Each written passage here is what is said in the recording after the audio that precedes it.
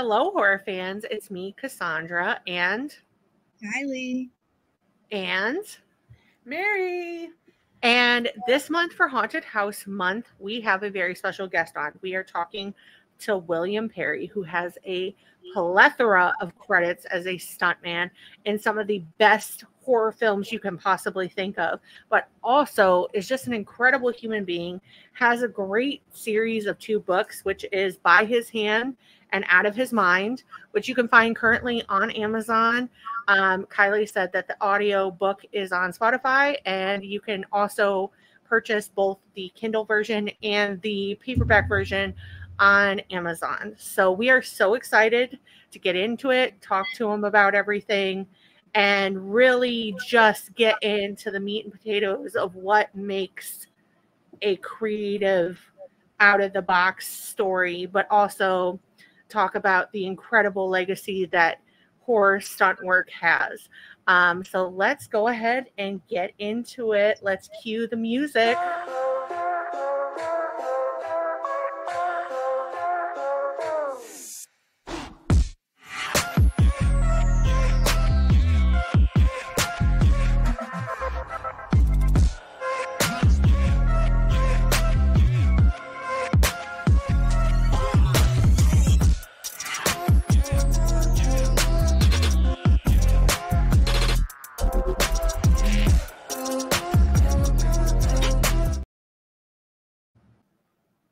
Hello, horror fans. We are back, and we are here with William Perry. How are you? I'm awesome. How are you guys? We're doing fantastic. We're super excited to have you here. So for those of you who don't know, I'm going to take a deep pause on that because William has a ton of amazing credits in stunt work and has really just done it all. I mean, I've looked at your IMDb before I went to TerrorCon, and it's just like an insane amount of just amazing projects. And there were still ones even after TerrorCon. So Bill and I both met at Ohio TerrorCon. Shout out to Zach. But we just clicked, and he's like, when are we going to do this? I was like, you could come on whenever you want. You have a free open invitation. So I'm super excited. But we are going to it wouldn't be a Horrorcraft episode if we didn't have some icebreaker questions. I mean, we have to have them. So I walks with dead women, dragging them into the ocean, and no. So I would never even attempt to do this voice, especially with you, because of the fact that you've been in some Wes Craven films. But what is your favorite scary movie?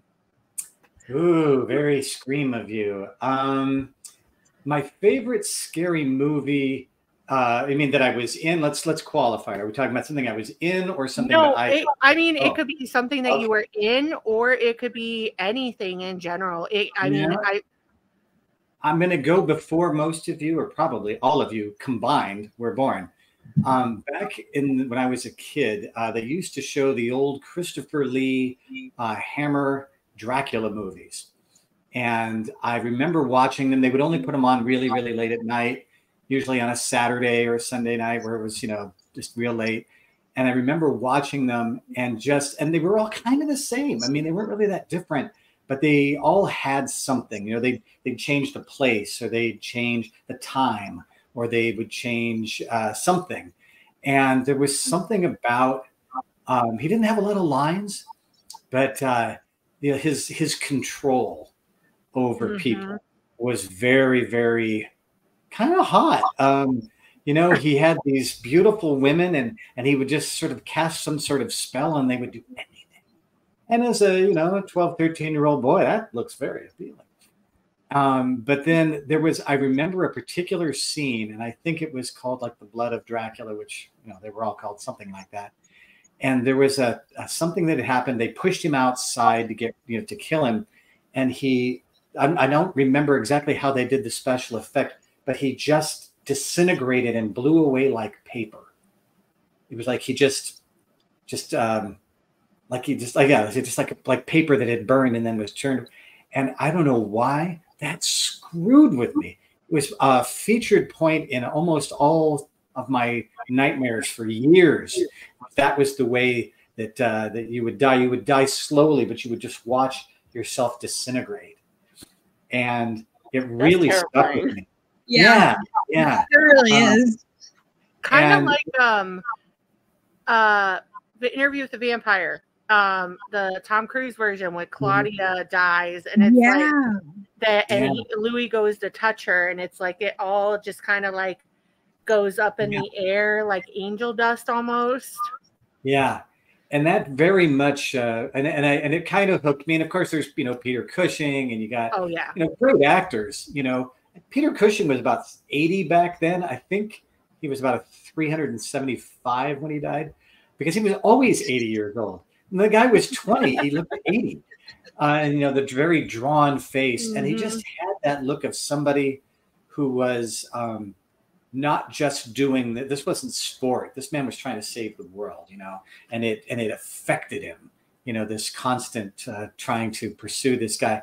And there was just something very eternal about the way, this fight of good and evil, but evil was kind of cool, and so when I look at those films, I remember them very vividly, even though it was a very, very long time ago that I saw them, but I remember certain sequences just seeped into me, and it was like, wow, that was scary, but it was cool. And you knew he was going to go. He's always going to lose at the end, but he's always going to come back somehow. So they always left it open for that. So I would say, I'm not even sure exactly which one it was, because a lot of them were very similar. But the one that had that ending, very, very, it stuck with me. Very effective. In a long time. I feel like Peter Cushing and Vincent Price are both two that very memorably we can remember their faces and their certain, and I mean, obviously so, because then they become the basis for the character of Peter Vincent in Fright Night. And that was because of how their performances. So it is something that sticks out. And Christopher Lee is terrifying as Dracula. Like, the blood red eyes and that stuff. Oh yeah. I mean, the whole and let's be honest, Peter, he really, both him and Peter Cushing kind of held horror down for vampires in that time period, and really kind of kept it going until we got to like the Fright Nights and all the different ways that vampire media came along. So I'm saying that because I've been doing research for our other podcast that we do that is specifically vampires, and that is definitely one conversation that we've been having about the legacy of how things have been kept through different time periods. So she's also a major vampire fan. Don't let her fool you. She lives and breathes vampire. She's a vampire encyclopedia. I care. I did carry. We'll have to talk some Lost Boys at some point. Yeah. Oh yeah. You're speaking her love language. Really, truly, you are. Or lust language. Let's be honest. Yeah. But so I did. I was that kid. I mean, I think people think I am actually lying when I'm saying that, but like legitimately, I have my mother currently working on unearthing it for me, because somewhere it's still there. But I full-heartedly, and you know what's funny about that is the whole reason I bought it is because it had a picture of David from Lost Boys on the cover when he really bangs out. And to me, that was the coolest thing I had ever seen. Yeah. So I bought it right away, and I just thought I was the coolest person to be like holding it around at high school and being like, yeah, this is great. And people were just like, you're a nut. But I mean, it paid off. Look where I'm at now. I still have some of the memorabilia from that. I have the invitation to the cast and crew screening. Ooh. I have the little buttons and things that they gave us. You have a jacket. You have a jacket because you had it at GhouliCon. Not GhouliCon. You had it at TerrorCon. Yeah, and it's that is not an actual jacket from the film. What happened was back in the 80s, they made these lame flight jackets made out of nylon. They were cool at the time for about 10 minutes. and I decided that I hated that. And so I made my own, which looks almost like a motorcycle jacket. So it's got Lost Boys, Santa Carla, and then on the front it's got a Santa Carla original, kind of Sons of Anarchy style. I like it. Yeah, it's one of those things. It gets a lot of attention. People go, "Ooh," but I designed it. They weren't like that really cool back when they did them. So people are like, "What do you do? Now you're a clothing designer too?" And so I've got one being built now for Return of the Living Dead, which part 2 that I was in, and I've got another one for People Under the Stairs. And just because I'm doing a People Under the Stairs reunion in a little later this month, and thought, I gotta have a jacket for that. I mean, you gotta have a jacket. Yeah, you gotta have a jacket. You gotta be prepared for those events. I get it. So this tees up perfectly into our next question, which is, I always have to ask this for everyone because I'm a nerd. I'm a super fan when it comes to this. But what is your favorite Universal monster? Ooh, that's pretty good. I would not say Dracula as much as I like Dracula. I think Frankenstein, only because there was a humanity to it. Mm-hmm. He was the monster. I mean, literally the monster, but not of his malevolence. He wasn't evil. He was sympathetic, very deeply sympathetic. He didn't want to be the way he was. I mean, it's, like every teenager says, "Hey, I didn't ask to be this way. I didn't ask to be brought into this world." But he really didn't, and it's not terribly faithful to the Mary Shelley version, but the Boris Karloff thing, just really a lot of heart to it, and it made a great parody in Young Frankenstein. So, yes. I'm a huge Frankenstein fan. So. Frankenstein's probably my favorite Universal monster. I mean, I'm a Dracula person, but I also as an adult, I have definitely become more of a creature from the Black Lagoon because he kind of, same thing. He just wants to exist, and you're coming in his territory. You're kind of messing with his life, and you expect him not to be upset. Rude. Yeah. And then you call him a monster. Yeah. It's funny. I try to, kind of look at the themes. Almost any good horror franchise or, thematic thing usually is reflective of its time. What were people afraid of at that time? In the 70s, everything was disaster movies. Mm-hmm. In the 80s, slasher movies were such a big deal. But the slasher was otherworldly, whether that's, Freddy, or that's, Michael Myers, or even Jason. We were afraid of something we couldn't stop. Yeah. Something that was malevolent, that was horrible, and was punishing us for the crap we did. And I try to think back to the Universal monsters, the Draculas, the werewolves.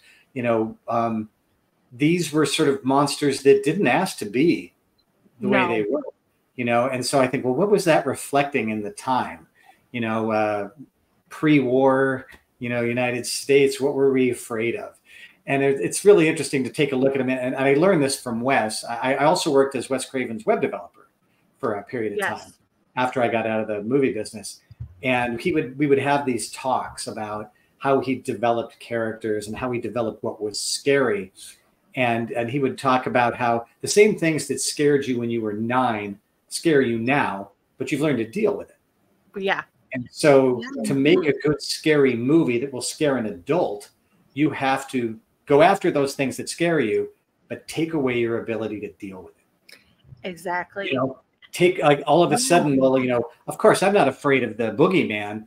Yeah, well, what if the boogeyman is a creation, almost of your own mind? You can't escape it because you created this. Yeah.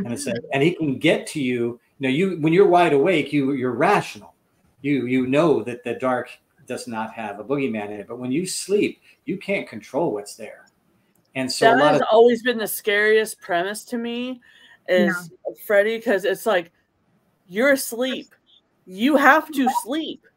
Not sleeping kills you too. And it's very much it's very much the idea that he not only attacks you in your sleep, but the very thing, even you could tell somebody that you are afraid of one thing, but the fact that Freddy gets to the core of what you're really afraid of, like I had no idea that I was afraid of certain things until some of the Freddy movies, like the vein scene in Dream Warriors. Yes. Whoa. And the TV. Or the cockroach scene in Nightmare 4. Yeah. Oh my Dude. gosh.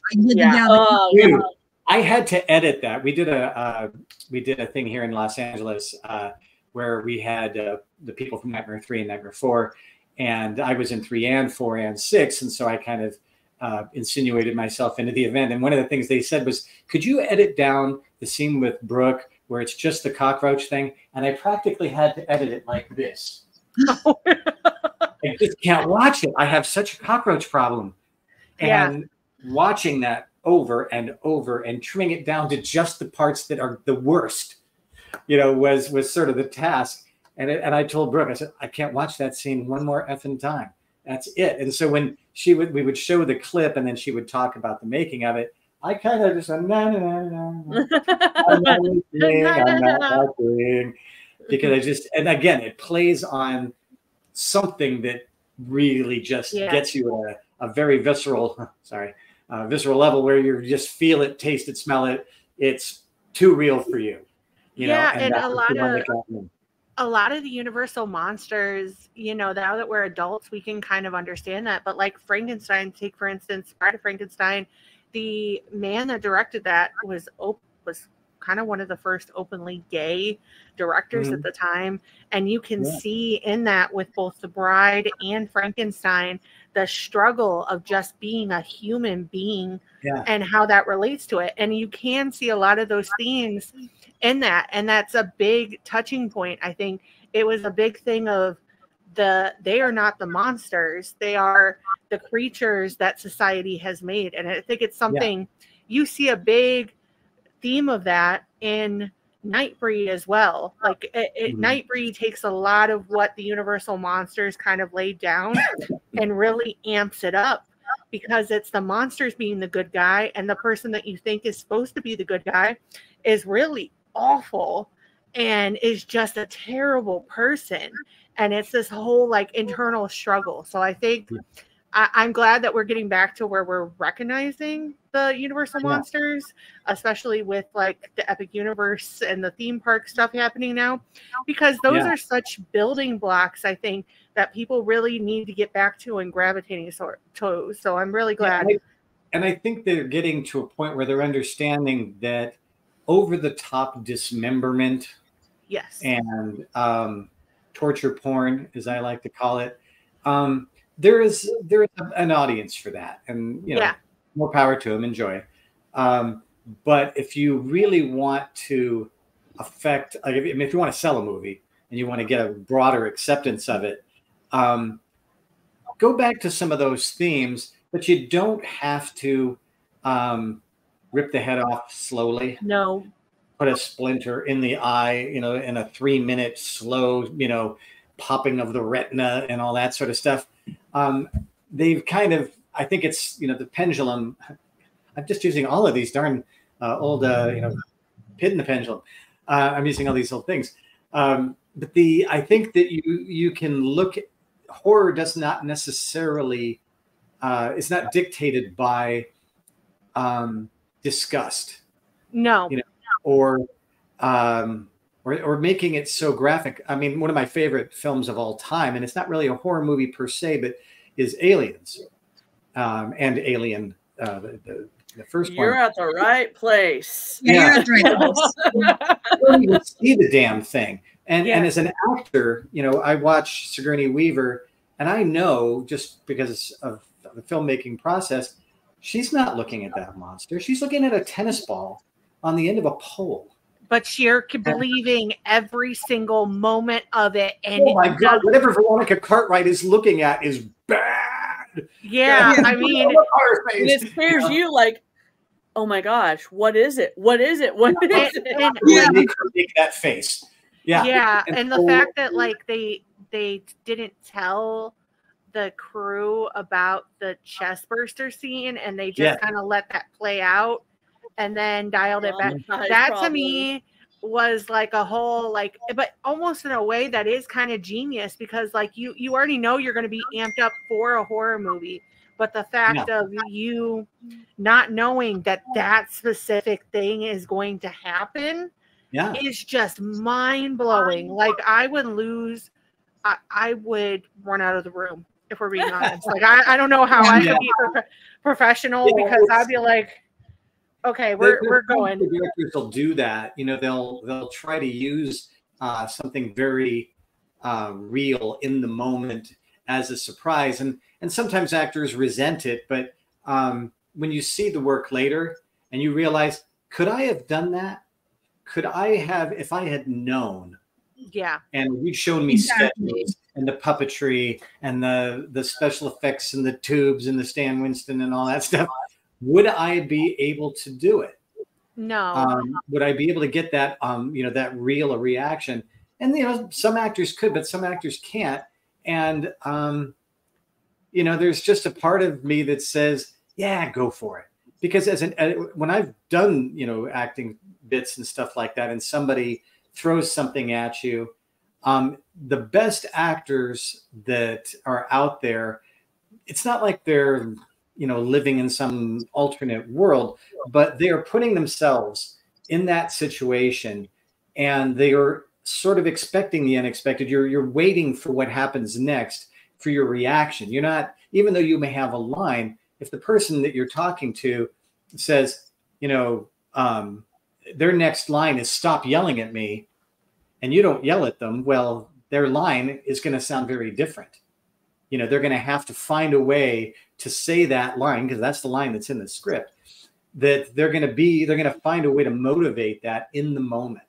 And that's what is captivating as an audience member, is that person is so involved in this that it's entirely believable that this is them.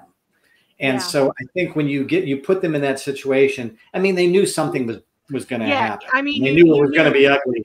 Yeah. But as shocking as it was unexpected.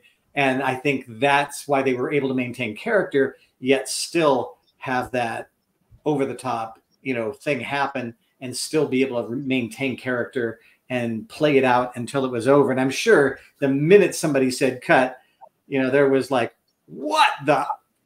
What's that? Yeah.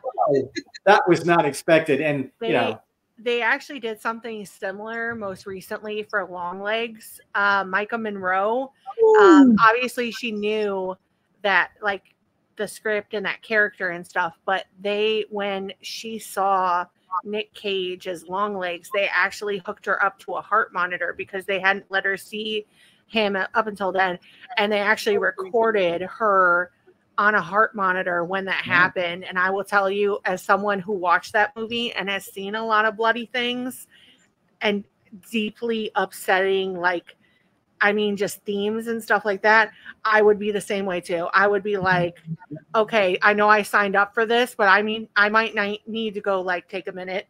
And part of that's just part of the filmmaking process too, is that you may be shooting this out of sequence. So right. you may be doing the very end scene the very first day, and then you might do scenes that led up to it tomorrow, and because they try to film everything in one location all at one time, right? So that they're not going back and forth unless there's a reason that they need to. So as an actor, they want to try to get what they can get in the most impactful way. So it's hard to know when they would have done that, but ordinarily, filming a horror movie is dull. It's tedious because the special effects and the makeup and all that stuff are very slow process. And there's a lot of, crew people and craftsmen setting up a moment, and it may take them 4 hours to set up that moment. And you as the actor, you got there at 6, you're in makeup by 7, you shoot at 4, Unless and so I was about to say, unless you're in the Anaconda movie, as we found out recently, then you're just praying that you make it through the animatronic stage. Jaws, There's a book that recently came out called "The Shark is Working," and it's because those words were almost never spoken. Once that shark was working, damn it, get the camera running. The shark's working. Isn't it crazy that not only did it not work when they were filming the original, but when they made the ride, that they had to redo the ride 3 months later, and the fact that somebody fell in that water while their kid was watching them, like the animatronic shark coming towards their I still have nightmares. I mean, submechanophobia is definitely a big thing, but I just to me, and especially the snake part, because we just did an episode on Anaconda, and we found out that that's like a 40 to 50 foot animatronic snake that weighed like 500 pounds that would literally take out like craft service trailers and and they had to put the actual actors wrapped up inside the snake. And Ice Cube's son was talking about how the fact that he watched his dad do that one day, and he was like, all I could see is Ice Cube dies in the Amazon due to an animatronic snake. And I'm just like that. But I mean, I get what you're saying, because while those things are happening, those people are probably like, okay, well, I guess the snake's at it again. We're just gonna sit here. We're just going to try to get through as much as we can get through. We just live in it. Yeah, we're exercising snakes out of our lives after that episode. We're just there's just too, and that snake still exists. It's in a museum in San Francisco, and I think I'm okay with knowing that it's there. Yes. I just don't and need never to go listening. Yeah, it just needs to stay there. So. We talked a lot of subgenres just in that, conversation that we were just having. There are tons of subgenres and even broader and even tighter senses of different genres in the horror genre. What is one of your favorite subgenres of horror? I kind of like I would say the sci-fi horror element. Not Freddy and not Jason in space. Let's not even talk. We're not going there. Dumb idea, poorly executed. But obviously Aliens, favorites. Species. Predator 2. I'm not sure why Predator 2 comes up. Well, I mean, you may or may not have appeared in that. I may or may not, yeah. And that was my first one where I actually had a line or two. And you could actually see it was me. So that was a big day or big week. But I like that because some parts of horror for me, there are types of horror movies that don't appeal to me because it could happen. Yeah. I don't want anything too close to the reality. That's valid. Mary just talked about the other day, which maybe I'm a glutton for punishment because I'll watch it once it hits Max. But A24 came out with Civil War a while ago, and Mary's like, why am I going to watch that when this is so very close to home right now? Yeah. Like quarantine movies and stuff like that. I'm like, yeah. No, I'm we good. didn't know those were very real. Yeah, like Contagion. I can't watch it. I can't. And now after COVID, no. Yeah, it's not a fantasy anymore. Anything that won't happen. If somebody's skin blisters, The Stand is one of my favorite books of all time.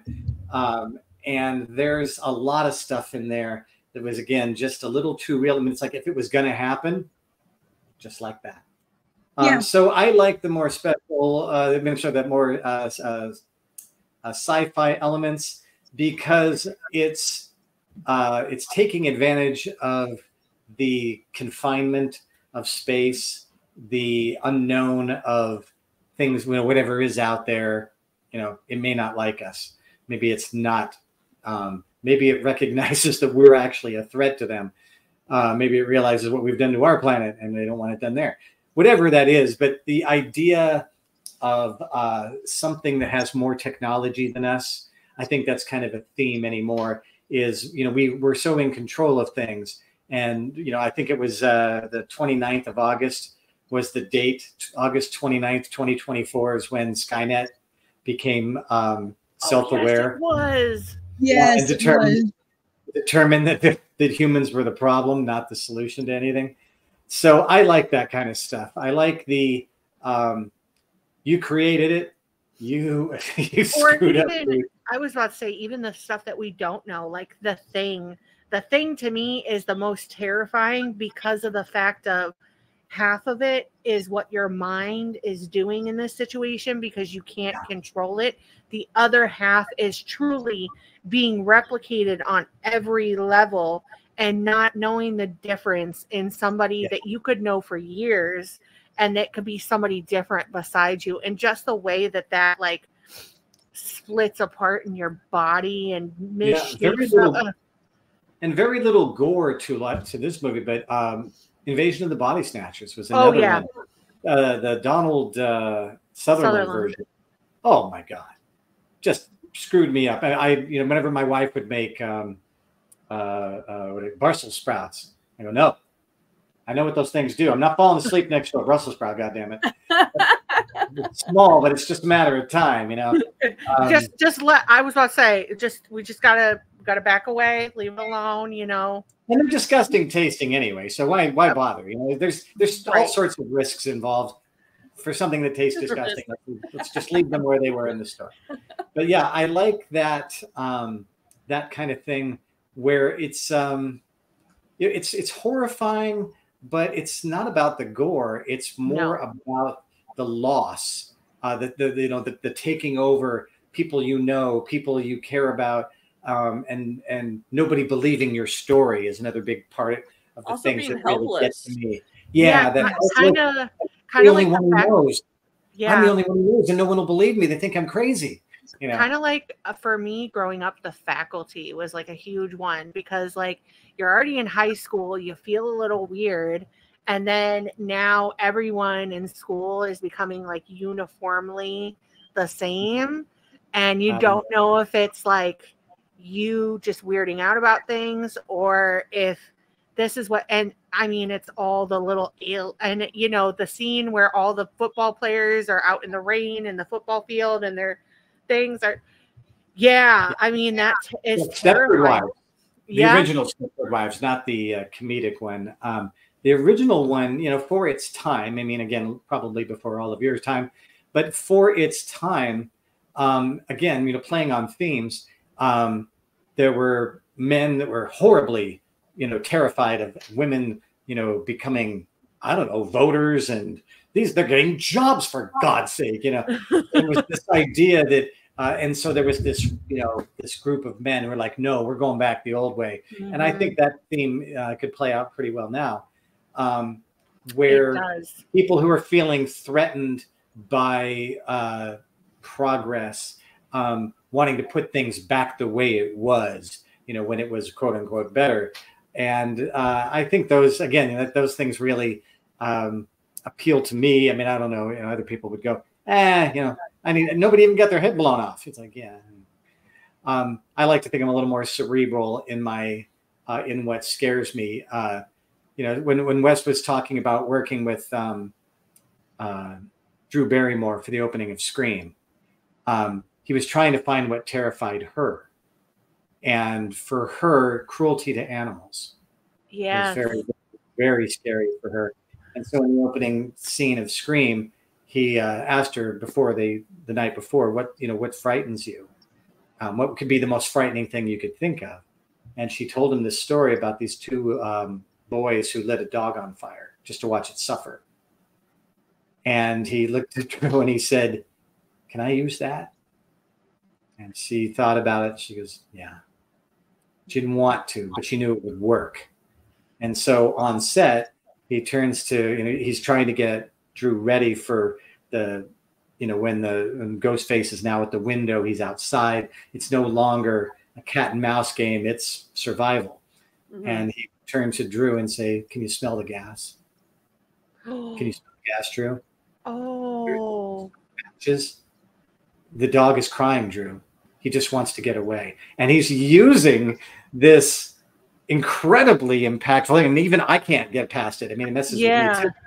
Yeah. And that's what he used to get her there. He needed to find that thing that was horrifying to her, because for her, the stalker, somebody trying to kill her, is certainly frightening, but I don't know, less real somehow.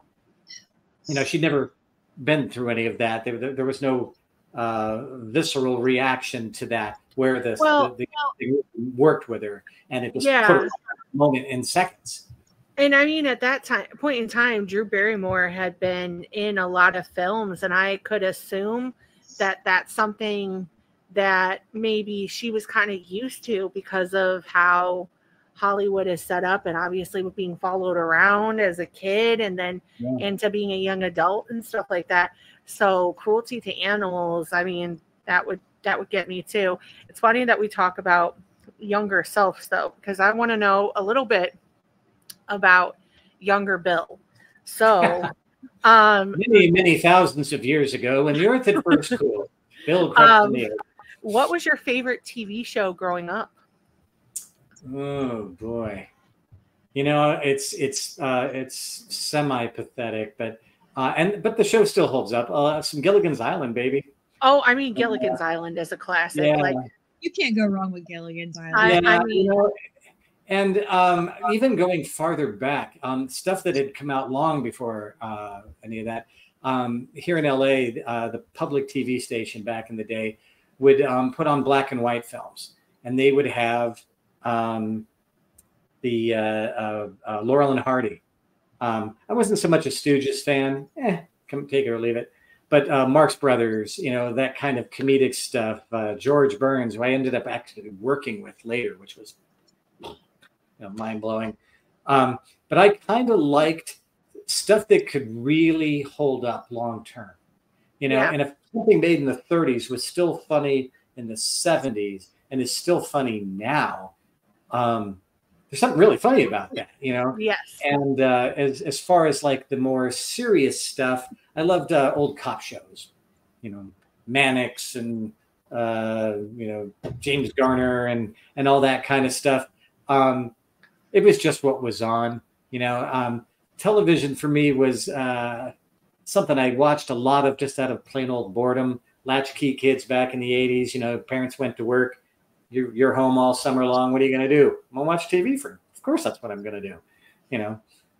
So you ended up watching a lot of crap. So I ended up watching things I felt were better made, had staying power. Yeah.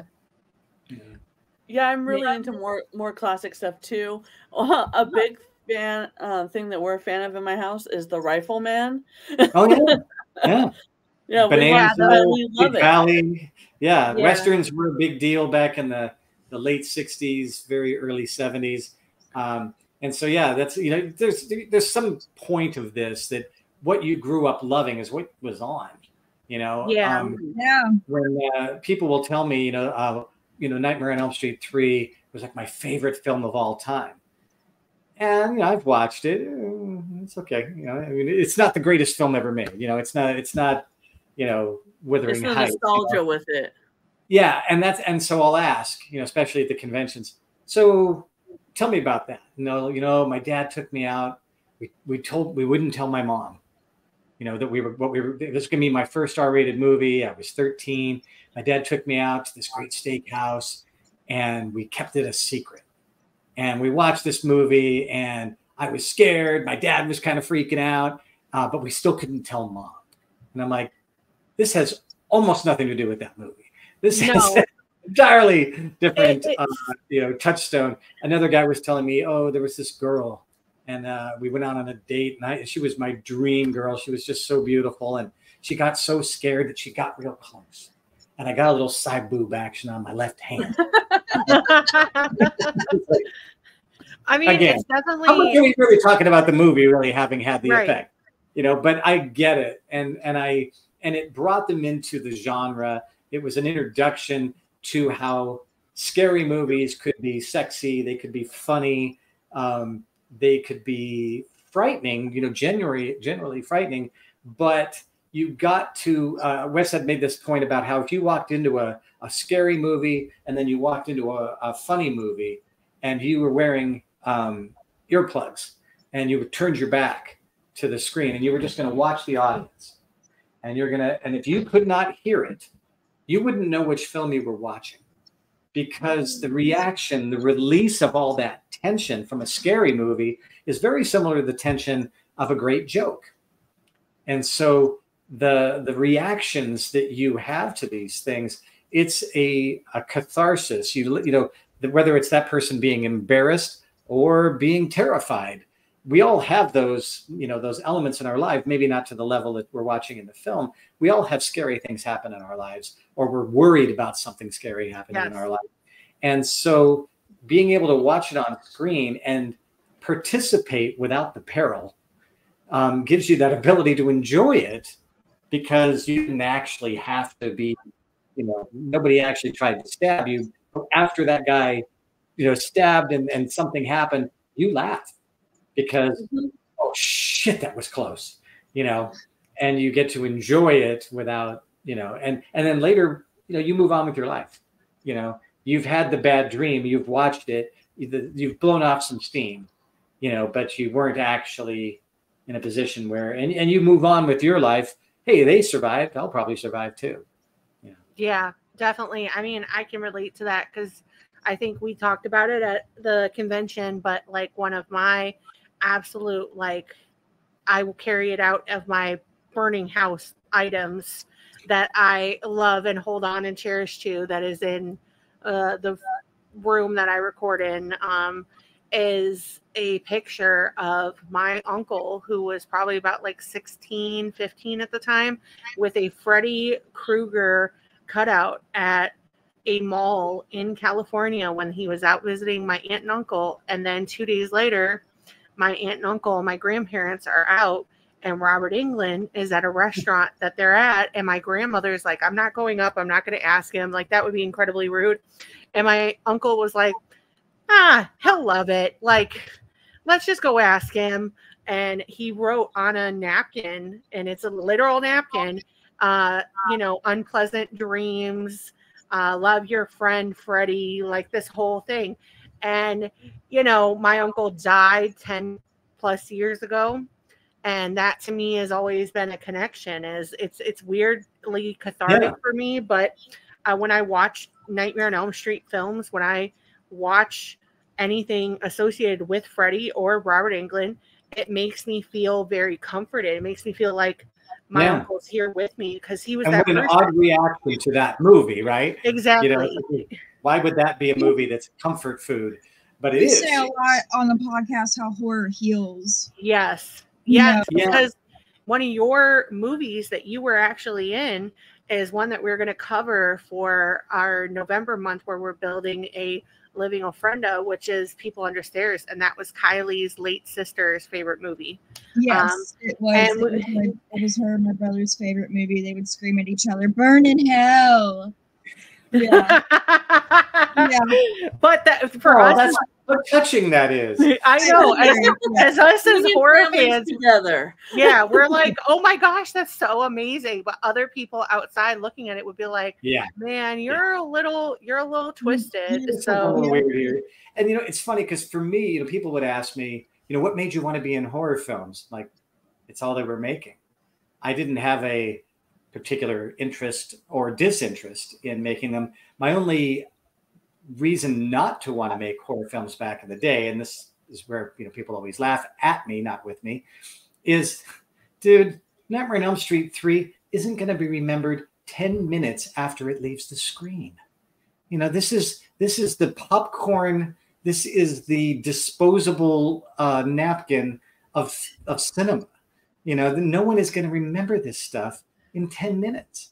And you know, here we are, you know, 36, 38 years later. The obsession has grown. The only thing anybody gives a crap about that I was in, for the most part, is my horror films. And for the longest time, I wouldn't tell people. Like, you know, I would go. I have, you know, different jobs now, and I wouldn't tell people that I was in horror movies. Of course not, because they're going to think I'm a flake. They're going to laugh at me.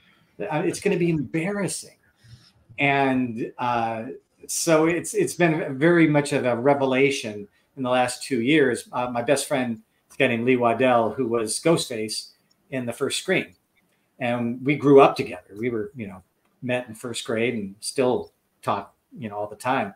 And when he started doing conventions, I'm like, who would give a rat's ass about you? You were wearing a mask the whole time. It's a we do. It's a forgettable. It's a forgettable film, Lee. And he was asking me to reach out to some people to help him promote it. And people are like, well, why am I not talking to you? You've got a lot of films, a lot of horror films. And I'm like, yeah. And they're like, no, these are important to people. I'm like, get out of town. And they're, no, they really are. I'm like, shut up. And they're, no, I'm serious. And it took a while before I was really convinced. And then I started meeting people in the horror community. And they're like, people would say to me, you don't understand. Like a guy I met in Ohio, had gone through cancer about maybe 15 years before, 20 years before. And his survival instinct was nurtured by horror films. Oh, yeah. And you hear that story, and if you're not touched by the fact that something you were part of actually helped someone find a way to find hope, find a way to bear with what things he was going through. When I asked Wes one time, aren't you afraid of these people? Because there was a guy who was threatening him, and I was getting the emails, and I was telling this kid, stop doing this. But I said, aren't you afraid of these people? He said, Bill, not everybody has had the life that you and I have enjoyed. A lot of people go through some very dark times. And these movies are a means. I mean, you watch that Final Girl, and if she can make it, she's not the smartest person always. No. She's not the fastest. I mean, Jesus, she trips and falls, all of them. What the hell? These girls, pick up your feet. But you watch these movies and they survive based on pure survival instinct. And they have this ability, they're going to survive. They have a will. Like they'll sacrifice. They'll do whatever they have to do to survive. And he said, when these people watch those films, they survive through them and they face challenges. Some of these people, they've been beaten, they've been, assaulted, they've been abused in some way, or maybe they've just lived through poverty or whatever. They've had to suffer with crappy jobs and low prospects in their personal and professional lives. This is what gives them a sense of survival. And I was like, that's poetically a bunch of bullshit. No, in a way, it was a bit of bullshit, but he's right, though. There is a level of that we all take from these films. Yeah. I mean, you saying that just reminded me that, in a lot of horror films, the main character, the characters you root for, they have like a traumatic past or a traumatic upbringing. It's not really they have this perfect cookie cutter life. No, I never thought about that. Yeah, they don't. Related that to gives you that empathy and that relatability with that person, because hey, my parents didn't were always busy. They were always working. They cared more about their jobs or whatever that trauma is that's in your life, real, imaginary, or in between. You need to identify with those characters. To me, the best horror films are characters in that film that I can relate to and that matter to me. Yes. A lot of the Nightmare on Elm Street 3 people and 4 people that we were talking to a few weeks back, people would say, Ira, I was the nerd. I was the wizard master of my thing, and everybody treated me very, very poorly because of that. Interestingly, there was a couple of guys in the front row who said were gay men, and they said there hasn't been any sort of final guy or any representation at all of gay people in most horror films until very, very recently. And he said, so we latched onto the most either masculine women or the most effeminate guys, because those were the people that were most like us. And he said, so we would latch onto these women who were different, who were traumatized by the bad people at school, or traumatized by parents, or whoever made them feel like they didn't matter and didn't exist. And so it was funny because all of us were like looking out at the audience, like, go on. You know, we didn't want to talk anymore.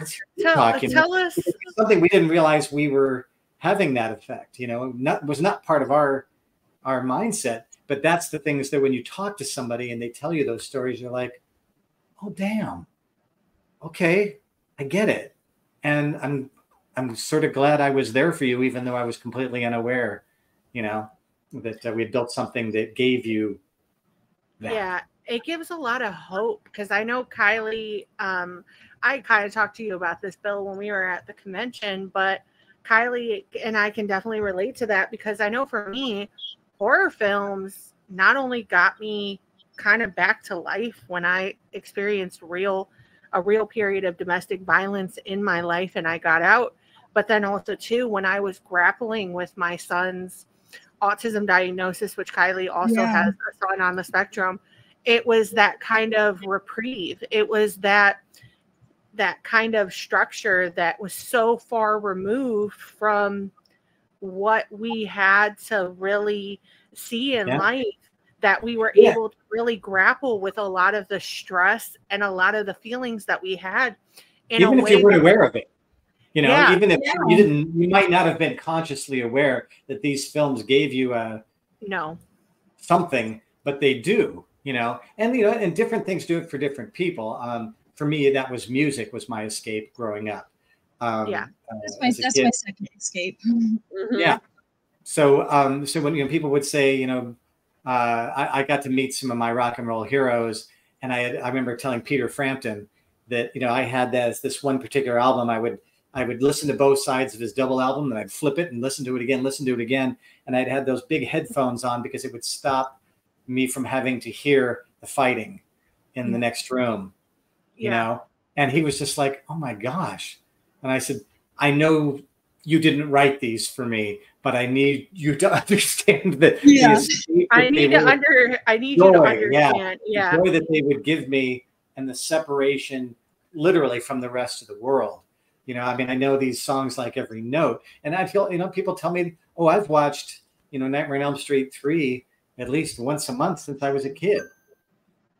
And it's hard to understand that if you don't know the backstory. But when you hear the backstory, it's fine, you know, and you recognize, well, hey man, whatever gives you that escape or that separation or that survival instinct or whatever you want to call it.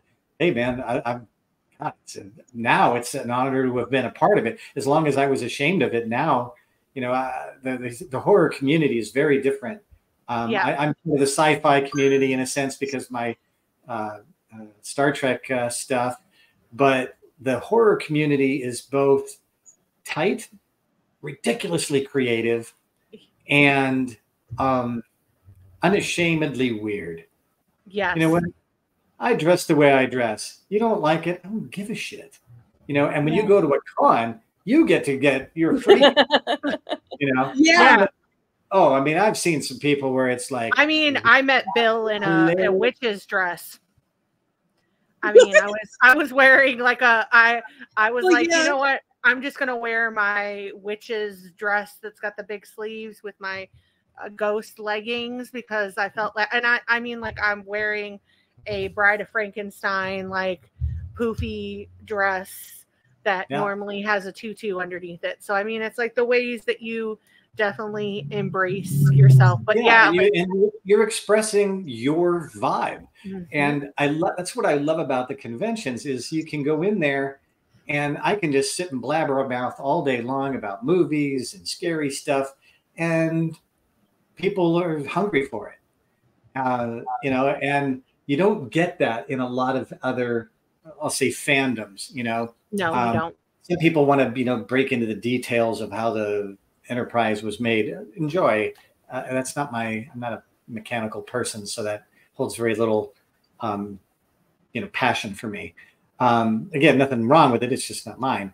But I have talked to people. There was a woman who bought my book, and then she bought one for everyone in her family, and then she bought the audio file so she could listen to it, and then she came to the Ohio show, and I was supposed to have the second book, but I didn't. I got lost in at the airport, and she was so disappointed that when I got home, the first thing I did was shipped her one. And she's like, "Oh, I didn't pay you." I'm like, "Honey, anybody that loves my work this much, anybody that loves this much, I mean, you bought freaking 10 of the books. It's not that big a deal." But there's a passion for it. And in fact, I told her, I said, in the next book I'm writing, I'm at least naming a character after her. If not actually, I don't want to tell anymore. She'd be a character with her name in it. And she didn't even know she gave me the idea when we were chatting on Facebook. But that sort of thing, that diehard friendship that you develop just because you have this one shared interest. And, you know, I know people that are entirely the other side of the political spectrum, entirely the other side of lots of different issues that go on in life. They don't come up because, you know, we're homies. Talking. I was about to say, we're talking about horror. Like we have GhoulieCon coming up this year, and we are planning that. And I'll be right back. I'm sorry, you're going to this GhoulieCon. So we are planning GhoulieCon coming up, and we went to that, Kylie and I, this past year. And I will tell you that we are extremely close with a lot of those people now that we only like shared a weekend with. But it was like, and we're like your family. Like I would trust you with my child. Like somehow we've developed this bond that somehow we're just like. I mean, like Mary, we haven't even met Mary in person. Mary is in California, and we have not met Mary in person.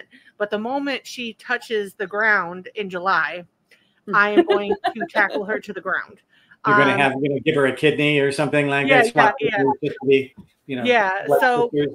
But I mean, I feel like that's what horror does, is it brings you together. Yeah. I have met some of the most amazing and wonderful people because of this. And if I get anything out of doing Horrorcraft my whole entire life, it's being able to meet people and talk on such a human level that I never thought I would have. Joni and Friends, it's a retreat that we go on for families with special needs. There was a kiddo there, a family. He had Down syndrome and autism. And it was a huge horror fan, would do like impersonations and stuff. He actually has the ghost face mask, and he goes around his house and pretends to kill his family. Like he has the ghost face, and he will actually he was mimicking the voice when we were talking. His name is Logan, and he was like, "What's your favorite scary movie?" And he would make the voices and stuff, and it was just like. The fact that we could see somebody relating on that level, just like, I mean, Kylie and I had to go find a quiet space and cry because we were not well. We were not well after that. I have to say, I've been at a huge number of conventions. This is kind of relatively new for me still, and I've had a number of people who are on the spectrum come to my table, and I used to teach high school special ed. Yes, you did, and. I would find that this was a area where there was this very strong connection, and people. I had one of the security guards come up to me and say, "If you want me to, send him on his way," and I said, if people start waiting for me and they're, and I don't want to disappoint anybody else, but if nobody's waiting, keep him here. Let him. He's enjoying this so much, and it doesn't hurt me. And I enjoy it too.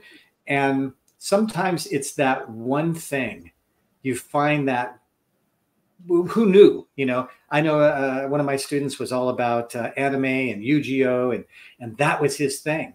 And he would spend hours drawing all the different characters and he would get the action figures and all that stuff. But it drew him out in ways where his parents could use that to get him involved in other things. Not as a bride, but as, this dovetails into this. And they could take him and they could expand, what he was willing to do and talk about and get him out of that. And so when somebody comes to me and they're on the spectrum or something like that, there's only so much time, and I certainly don't want to, make any one person go away because I'm spending more time with one person than the other. But if I got time at my table, come on by. It's so little, and the joy. I was about to say, I as someone who took over Bill's table for 2 hours, Jim was in front of Bill for 2 hours. Like I actually went and talked to other, like I had a full conversation with Marty Shiv, who's right next to him, for like 20 now. Because Jim is a big music fan, and knowing now that that's your second love, I see. Him and Jim was like, Jim just walked away, and he was like, man, that was just like the greatest experience. Like I thought he was like gonna like punch the air at the end of like the Breakfast Club. Like he was just so he was like, we talked about music and this, and he was like, this was just so cool. And I was like, as the person sitting there, I'm just Bill to me. I've had a really blessed career. Things I don't deserve, so many wonderful opportunities to meet great people and do wonderful things. But when somebody comes up to me and just wants to talk about a movie, and I can give them some fragment of information that they didn't know about, and then they're going to go back and they're going to watch that movie again, and they're going to call all their friends and say, I talked to the guy, and he told me you could see the wires, or you could see this, or Freddie looked like a big penis in that scene, and so they had to put green goop all over him, and and so there will be some tidbit that I can give them they couldn't know any other way. It costs me nothing. And the joy that when you see somebody who we've had this conversation and we've just had the most wonderful time, and they're like, you're the nicest person ever. I'm like, no, I'm not. This is fun for me too. I'm not giving you anything that I'm not doing anything I wouldn't do otherwise. I mean, I'm glad you enjoyed the conversation, and I like to think of myself as a nice person, but no, this is fun. And when I can give them something that costs me nothing, I leave no poorer, Yeah. But you're very interactive. Like I gave out stickers galore, and you were the first person that like legitimately, like Bill was like, he opened the pack. He's looking at all of them. They're all over my luggage. You should see my luggage. They're everywhere. I've got a whole piece with all my stuff. Well, just remind me. I was about to say, just remind me at the end of this, we'll have to get your address. So that way, when we get Mary's sticker pack, we can send it to you. And then when we put our logo up, which is in the background, and we get our shirts, we'll have to send you a shirt. So that way you can go and rep Horrorcraft wherever you go. But that just made my whole day that you said that. Like, if that's on your luggage, like, look, Mom, I made it. Yeah. You know what? And that's the way all of this is for me. When somebody tells me that they loved a movie that I was in, for me, it's like, I was in that, and they're like, no way, and and it's that same sort of thing. Everybody wants to be appreciated for something that they've done, and maybe that thing for you, I'm a graphic artist for a living these days. And when somebody will take some of my work and then share it, people are like, aren't you afraid that they're violating your intellectual property rights? I'm like, he thought it was cool. Like I love it. Like when I see, like we have friends that we've given it to and stuff like that, and they have it on. Our one friend who I actually do a podcast with now, she has it on her microphone, and it took me like a couple episodes to see that it's on. And she was like, yeah, girl, they're on both sides. She was like, they're all over. But like, I mean, to me, that's cool, especially the fact that my son even thinks that that's cool and has them on different areas, because the fact that my child is 11 and on the spectrum and thinks that Mom is so cool because she gets to talk to all these people and she is a sticker and she does all this, like, I'm just like, okay, that makes me feel like the best in the world, because I remember being a 12-year-old and being like, my parents don't get me at all. So the fact that my child's like, my mom is the coolest, and even to the point where he's telling, I don't know how many different kids on Fortnite, like, my mom's cool, and like, oh yeah, no, I love my mom. What are you talking about? I'm like, it may not last forever, but hey, take it while you can get it. I'm taking it while I can. Yeah, I'm taking it while I can, taking it in full full ride. But yeah, it's amazing. So thank you for doing the icebreakers.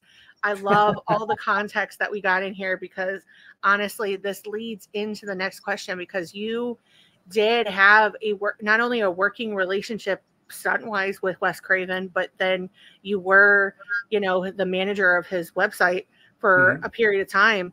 So you've worked on a lot of other films as well. The theme that we're going with this month is haunted houses, and haunted houses, scary environments. It takes a lot. So what to you makes the most effective scary environment? I would say, the film that contains the scariest environment, from my perspective, Silence of the Lambs. There is, remember when there's bugs. Yeah, screw that. No bugs. A dungeon's always good, if you're really trying to mess with me. Between isolation, what do you call it? Claustrophobia, bugs, and a murderer. Hey, how can you do better than that? I mean, talk about a house of horrors. Here in LA, there's periodically you'll hear some story, and what happened a couple of years ago, there was a couple of girls who'd been kidnapped and forced to live in this man's house for 20 some years. Kids they had grown up and had his children. And I remember that. Oh my gosh, these kinds of stories every now and then, we have one in Cleveland. Gacy, comes to life. Yeah, we have one in Cleveland. Who was it? Was it Ariel Castro was where he had taken people over a period of time, had them three different women, actually. Three different women, and one of them got out, and people had no idea that was going on like the whole entire time. And that's the thing for me, the scary environment thing. And of course, People Under the Stairs has a good piece of that. The idea that behind that door, even if the people are just weird, you don't imagine that they're that weird, that they're that bizarre, that there's this much going on, but just often enough to make those movies believable. You find out, they'll say, House of Horrors, and that sort of stuff. So for me, it's confinement. One of my recurring nightmares is always has something to do with having to get through very narrow passageways, trying to get from the downstairs to the upstairs or vice versa, and having to go down sort of makeshift broken stairwells and climbing between walls and trying to get through something. And of course, having to do it ultra quietly because, the bad guy or girl or whatever it is, it's making you want to get out. So there's all of that. Splinters, sharp nails, rats, always a favorite.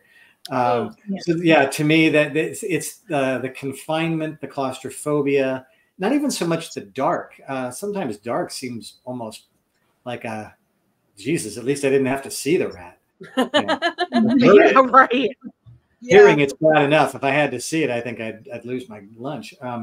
So to me, that's really the real scary part. And of course, in People Under the Stairs, I'm one of those people confined in such a way. And people said, was that scary? It's like, nah, because it's so much that's make believe.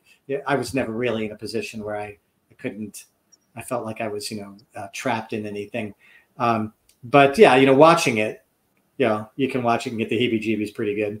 Yeah, even though I like Aliens more than Alien is always such a terrifying movie to me because the silence and the claustrophobia. I feel like silence is so much scarier. And it kind of goes back to what you were saying before about you don't need to have all that gore and all that stuff for it to be scary. And it's so true because Alien, even today, I've seen it a million times. It still scares me. I mean, I just watched. There's a 4-hour documentary. Yes. On the making, and I paid in, and my name's in the credits. 12 billion other people. Aliens Expanded. Yes. Yes. And I watched it on I think I watched it on a flight to England. Yeah. And I knew I was going to be flying for a very long time. Ian, and I who watched does the that. entire thing in one sitting, and it's fascinating. Yeah, they have a new that's- one now. That's The Thing. Yeah. Yes. Yeah. Really? Similar. I did not know that. Yeah, they have a new one And now. a good buddy of mine was the stunt coordinator and did a lot of the fire for the original movie of The Thing, guy named Tony Caesar. In fact, he gave me my first job, and he was Wes Craven's stunt coordinator for 18 films. And he did The Thing. And one of the scariest stunts in The Thing is they light it on fire and then send it out into the snow. And it's about a 45-second fire burn. And most people don't do fire burns of more than about 15 seconds. Oh, God, yeah. So that is like a record scary, gonna kill you, kind of thing. So I watched that, and I'm aware of not only of the scary part of the movie, but how scary that stunt was to do. But yeah, another one of those films where very unsettling. I like, as much as I like scary, unsettling is a term I use that I think sticks with me longer. Nope had a lot of unsettling elements in it, and I like that because it wasn't just about the scary. It was, what the hell did I just see? What the hell was that? I like that. I like that sense of, I'm not even sure what I'm afraid of. I just know that I don't, I don't like that. I don't like that. It's also very scary. So I take it that you're not a fan of graveyard rats? Not so much. Yeah, yeah. We have rats in my back. I just got chills. Yeah, to me, that's big. New York style. To me, us are rodents. I'm out. To me, that's a big underrated Stephen King, because you have a mine, you have rats, you have confined areas, you have a creepy, sleazy person that is just out of their mind, and it's like a whole entire, and they're crawling through different parts and stuff it's just like, and they'll eat you alive. Yeah. I mean, what part of that doesn't mess with your brain? And they're rats that are bigger than you. Yes. And you're like, okay, somehow I got bumped off of the food chain. Like, what happened here? What happened? Yeah. You're just a big old. There was a movie called Willard. They made a remake, but the original Willard, very good. Very, again, especially if we actually at that time in my life lived in a very rundown place where rats were an issue in the house. And, after Willard, it's like, oh, we're moving. Oh, yeah. We're moving. We're out. But the idea of the control, somebody else being able to make these things attack, also very, and just, consumed alive. Not my favorite thing. There's one of our favorite jokes from The Simpsons is one of the characters says, "Oh, I can't stay. I've got a 9 a.m. rat helmet." And the idea, it's one of their ones. They're set back in time. The idea of a rat helmet. Who the F said, "I have an idea. Let's put this on this person and let the rats eat their face alive and eat their eyes, because just killing them, that's too easy. Let's suffer in a way that everybody else can enjoy it as well." It's too simple. It actually leads into my next question, because not only did you just talk about it with the controlled burn for The Thing, but when you did your panel with Marty at TerraCon, you guys talked about, somebody had asked about stunts and making their way in the Academy Awards. And I know that you had a conversation about it. If you want to see that, Josh's Horror Corner, he has the replay of that panel, which is fantastic. But there are a lot of things that I think us as horror fans, even though we are knowledgeable, a lot of us do take the time to really look in and deepen. What are some things that you wish that people knew more about stunts? Obviously, other than the risk and everything associated with it, but things that you wish people had more understanding about. it's interesting because the risk of life and limb is less prevalent than you would imagine. Right. You know, there's going to be certain films that are going to be just filled with it. You know, the James Bond movies, that sort of stuff.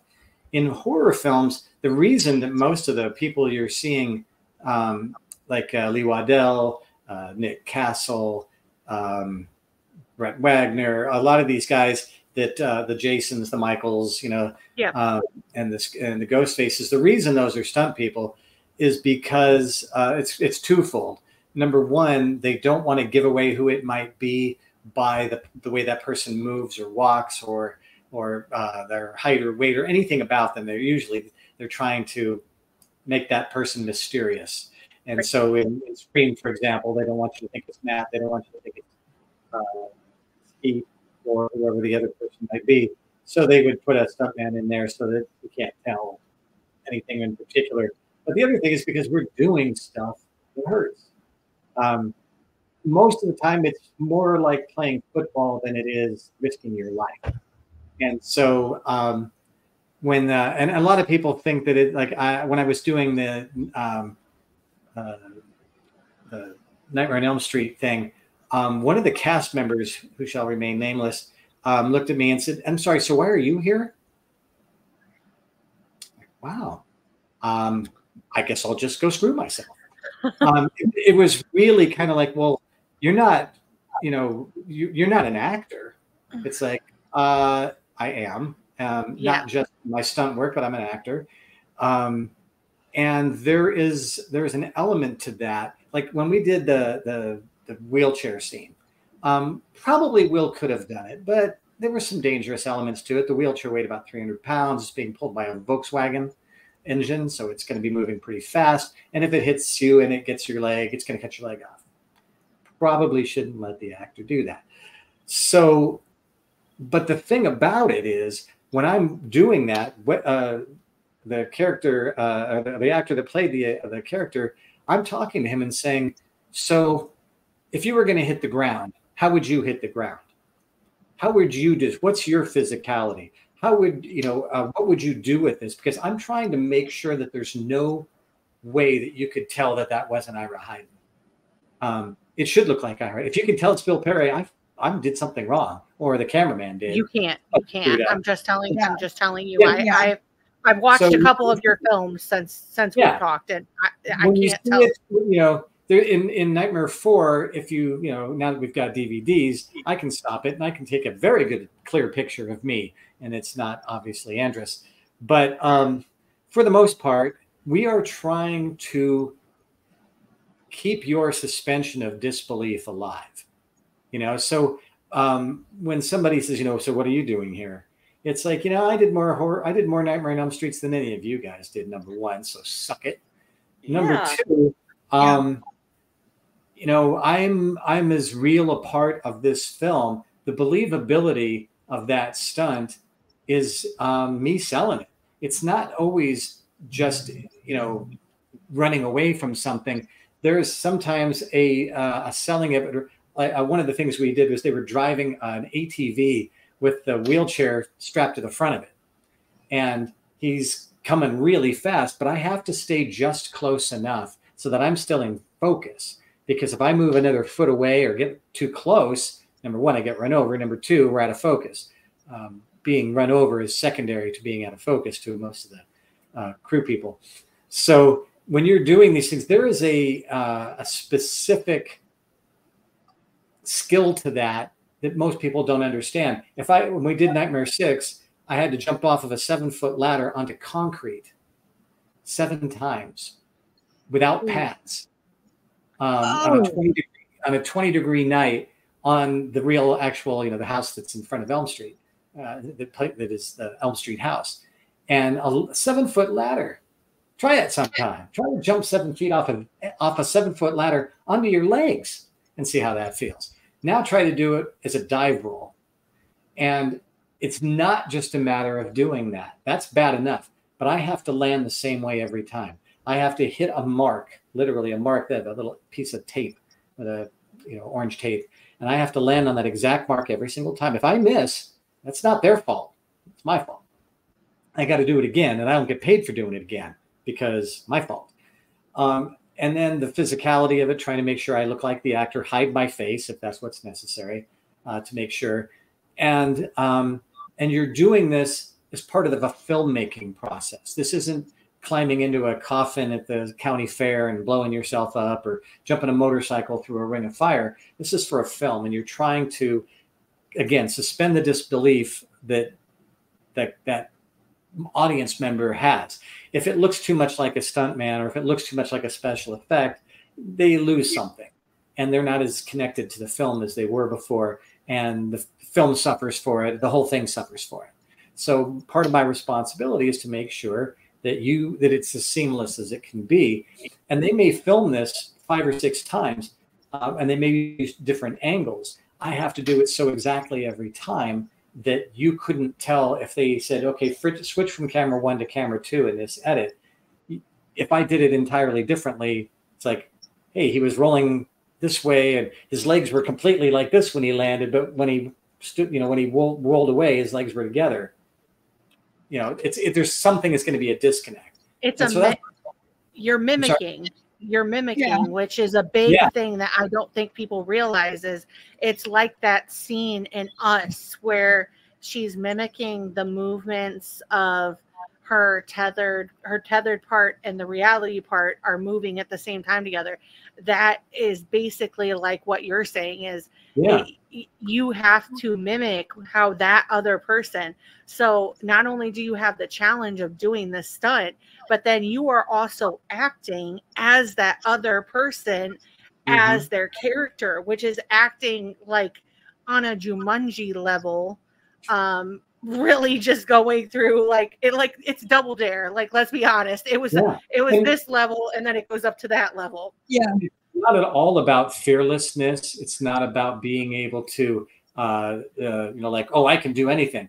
No, fearlessness is the least desirable characteristic you could possibly have, because fearless people do stupid stuff. They'll do what we call cowboying. Cowboy means, I'm just going to go for it. I'm not going to worry about it too much. That's terrible. You're going to get hurt, and you're not going to have much of a career because you're going to get hurt every time you work. You can't do the stunt more than once. The director doesn't ever want to work with you again because you did it once, and now I can't. Now I got to bring in another guy. I can't get another guy down every day. Now I'm losing half a day of filming. You just cost me $200,000 or $300,000, jerk. You got to be able to plan this out. So most of us are more tactician than thrill seeker. There is a definite thrill to it. I won't say there isn't, but once they say rolling, man, that's my favorite. That's the favorite part of the day, because that means everybody's watching. This is what's going to get captured. I'm going to be able to see myself 80 feet across on a movie theater sometime soon. Hell yeah, that's awesome. But when you're actually doing the work, you're eliminating every possible risk that you can to make sure that you can, walk away from this relatively comfortably. You're going to get some bumps and bruises. It's like if you're a football player, it's like, well, that's the game, dude. What did you think? You're going to walk away without a scratch? No, it's football. Stunts is that way. But you have to be able to repeat it over and over and over until they tell you that you got it right, or whether, that the cameraman got it right. And you also have to be a salesman. Because when you go out and you're looking for work, you say, hey, I'm Bill Perry, and anything going on this show that you think I might be good for. They have to believe that, 'cause when you walk on set, they immediately assume that you can do any stunt that you might be asked to do. So there's no question about, well, can you do a fight scene? Of course you can. Right? If you can't do a fight scene, why are you even talking to me? So a lot of what you're doing is pursuing that job, and that's 94% of your time. I was lucky. I was working once a month. Most guys I know were lucky if they worked 2-3 times a year. So a lot of that is convincing people that, number one, I'm good at what I do, that I'm easy to work with, that I understand the challenge, and that I'm willing to do it, and that I'm going to do it right every time because you can trust me. So when people think, I could be a stuntman, it's like, really? Have you ever done sales before? Why would I need to be able to do sales? It's like, because there's 300 other guys who look almost exactly like you, and they can do all that stuff you can do too. Why would I pick you? Yeah, you have to sell yourself. Yeah, I've always been per se, but you do have to convince the stunt coordinator or the director, anybody else that's that's making the decision, that you're the right person for this job, not just based on your skills, not just based on your your appearance and your likely how much you look like that particular actor, but you're honest, you're going to show up on time, you're going to be ready. Because a lot of times I joke about this. Get there at 6, get in makeup by 7, film the next day. And that entire 12-hour day that you're sitting there, you better be loose, because damn it, if they do get to you, you better be ready right now. Even though they told you to be ready by 9 and they didn't get to you until 4, it's your turn. Why aren't you ready?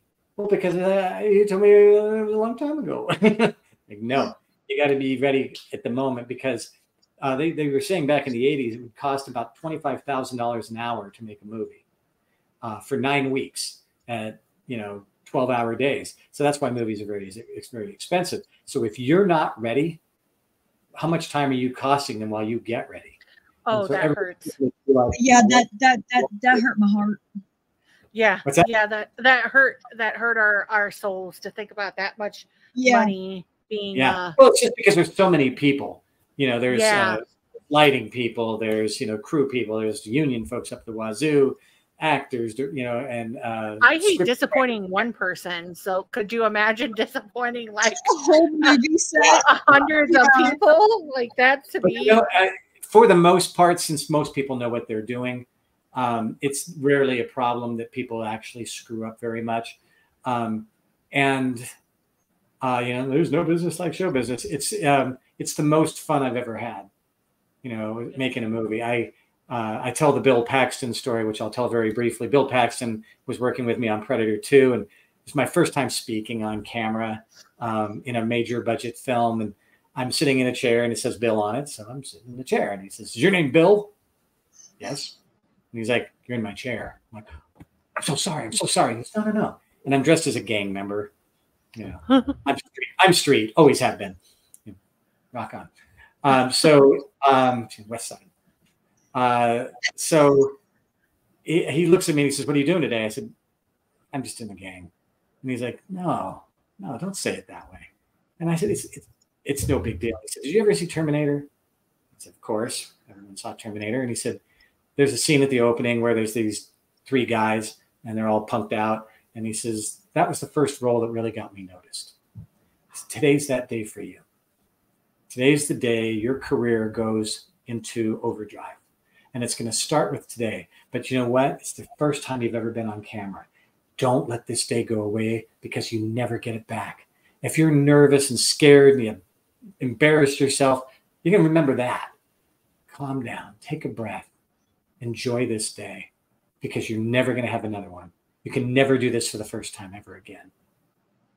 And I was just so comforted in the moment. He wanted me to do my best work that day. Not for him, for all of us, for the whole film. And it made it the best week of my life. It was just truly, I couldn't. Sorry, kids. Sorry, honey. When we got married, that was a good day too. That day was pretty freaking awesome. I mean, that's pretty high praise, because Bill Paxton, Brian Thompson, I'm trying to think of the other actor. They were all the 3 that were in the booth when that happens. And Bill Paxton obviously went on into Brian Thompson had a huge career in television and everything that he did, regardless of, I know, if I remember correctly, because I'm a huge Brian Thompson fan, that he, people told him, because of his size and stuff like that, that he would never, because he's a big dude. And I mean, that is a testament to how that can be your moment, because you look at them being in there, and they're just obviously probably excited to be in this and to meet Arnold Schwarzenegger, and then they go on and they all have these huge careers. Yeah, that career kicks it off for them. And for me, it was as much about the fact that it made a much nicer week, and a much more heavy and awesome moment, was what a cool, creative, nice, generous person. Yes. And there's so much of that. I don't tell negative stories about movie experiences that I had because there aren't that many. And who wants to hear that crap? People want to hear about the fun stuff. Was it as fun as it looked like? No, it was much more fun. But the people that you're working with are, the John Carpenters, the Wes Cravens, the Quentin Tarantinos, the Christopher Columbuses. These are people that they're in this because they love it. Yes. Somebody had asked me about what it's like working with Wes, and I said, it's like if you had G.I. Joes or Barbies when you were a kid, you had these scenarios going in your brain, and then you had your dolls or your action figures, excuse me. You have your action figures and you make them do the things you want to do. And you got the Barbie dream house, or you got the G.I. Joe Jeep and and you're playing with these things and you're playing out this thing that's going on in your mind.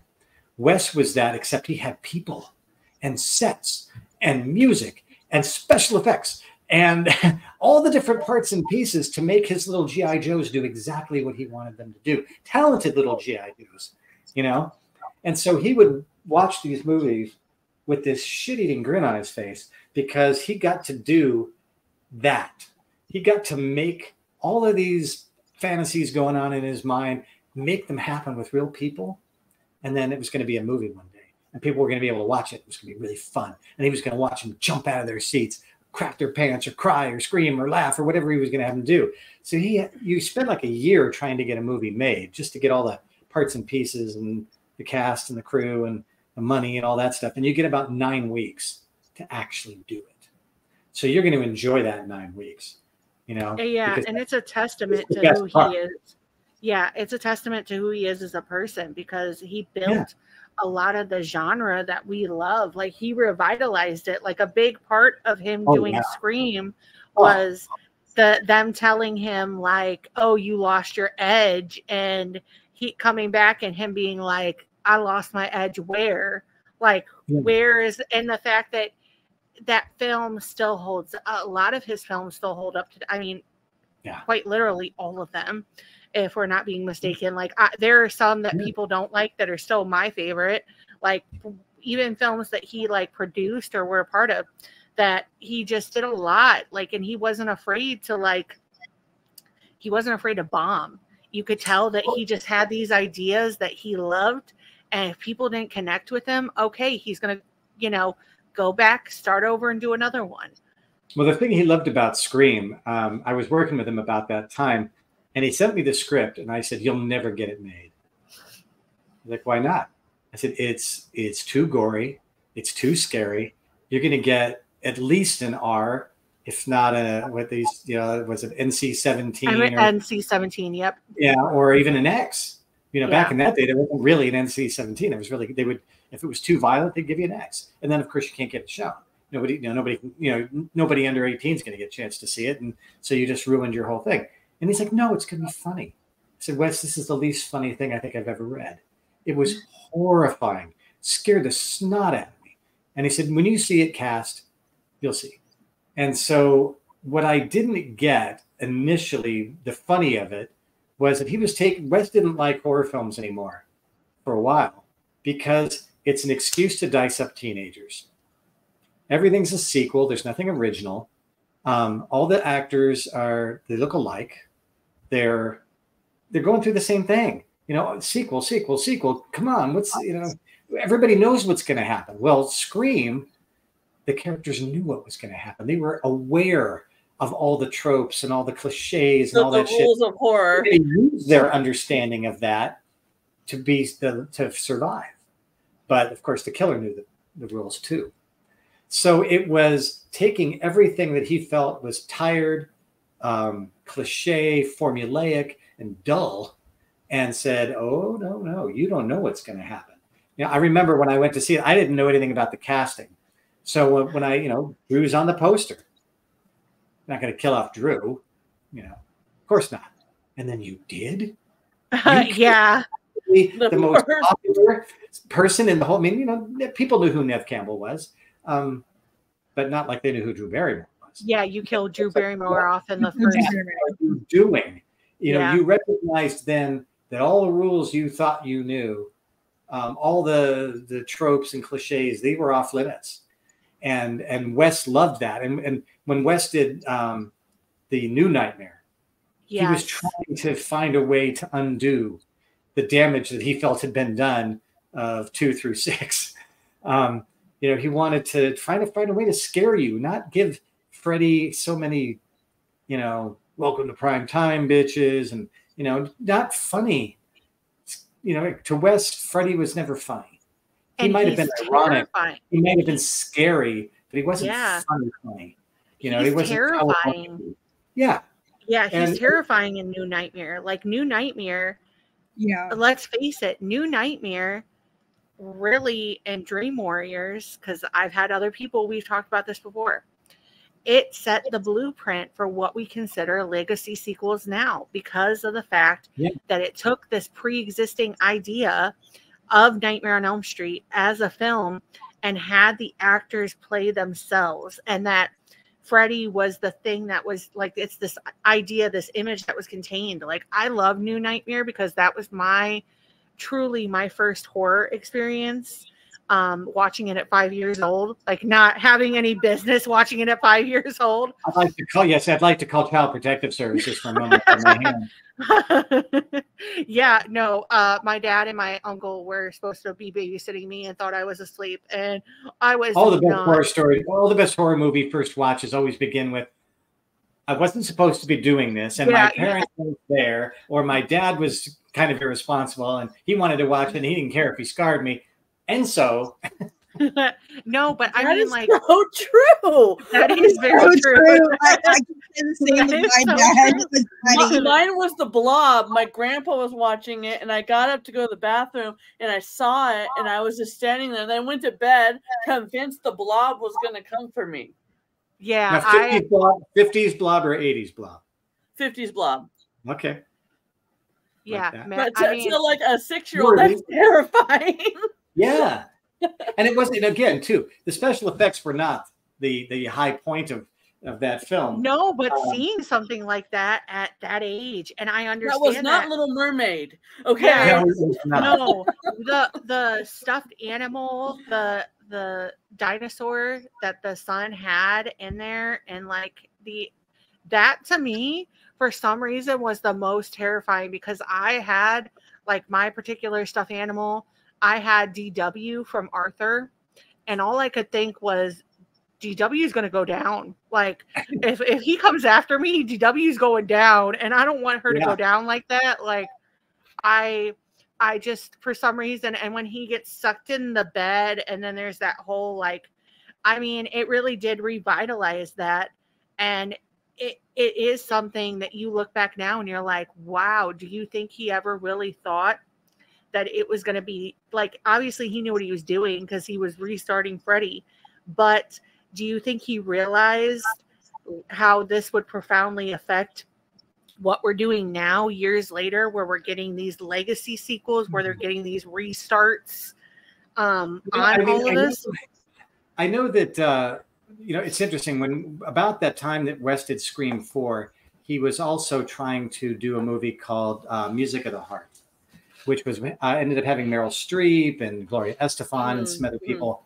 And that's what he really wanted.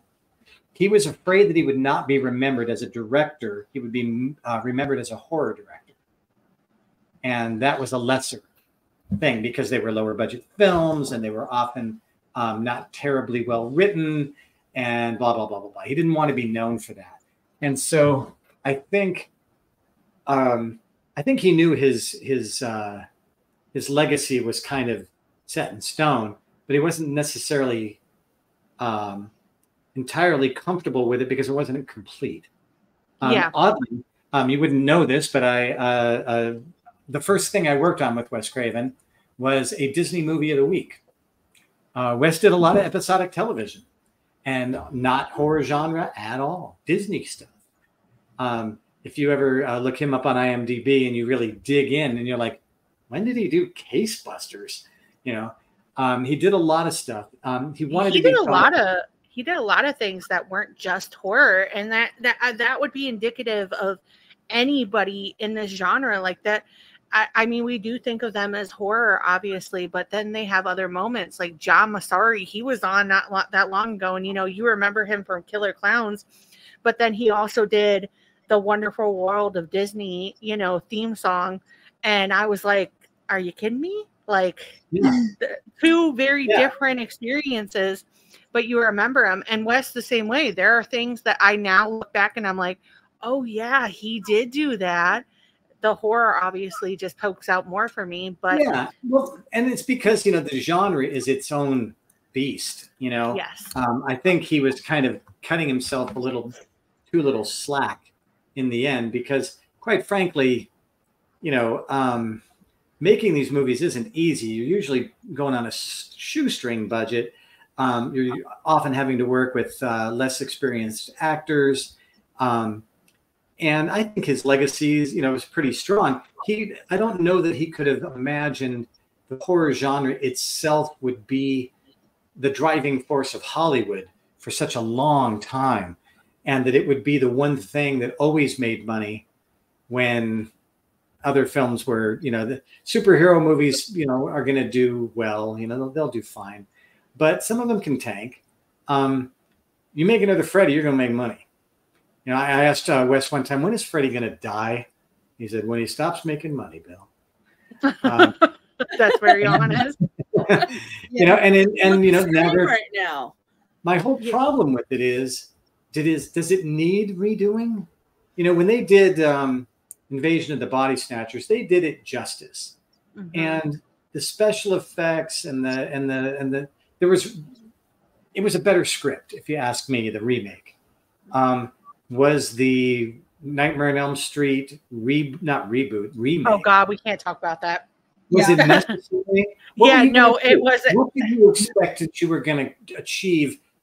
How were you going to raise the bar? Well, I think the biggest red flag in that is if you are doing any movie, but especially a horror movie, a beloved horror movie, and you are completely forgetting the IP, which is very clearly what the person who did the new Freddy reincarnation did, then you're not going to succeed.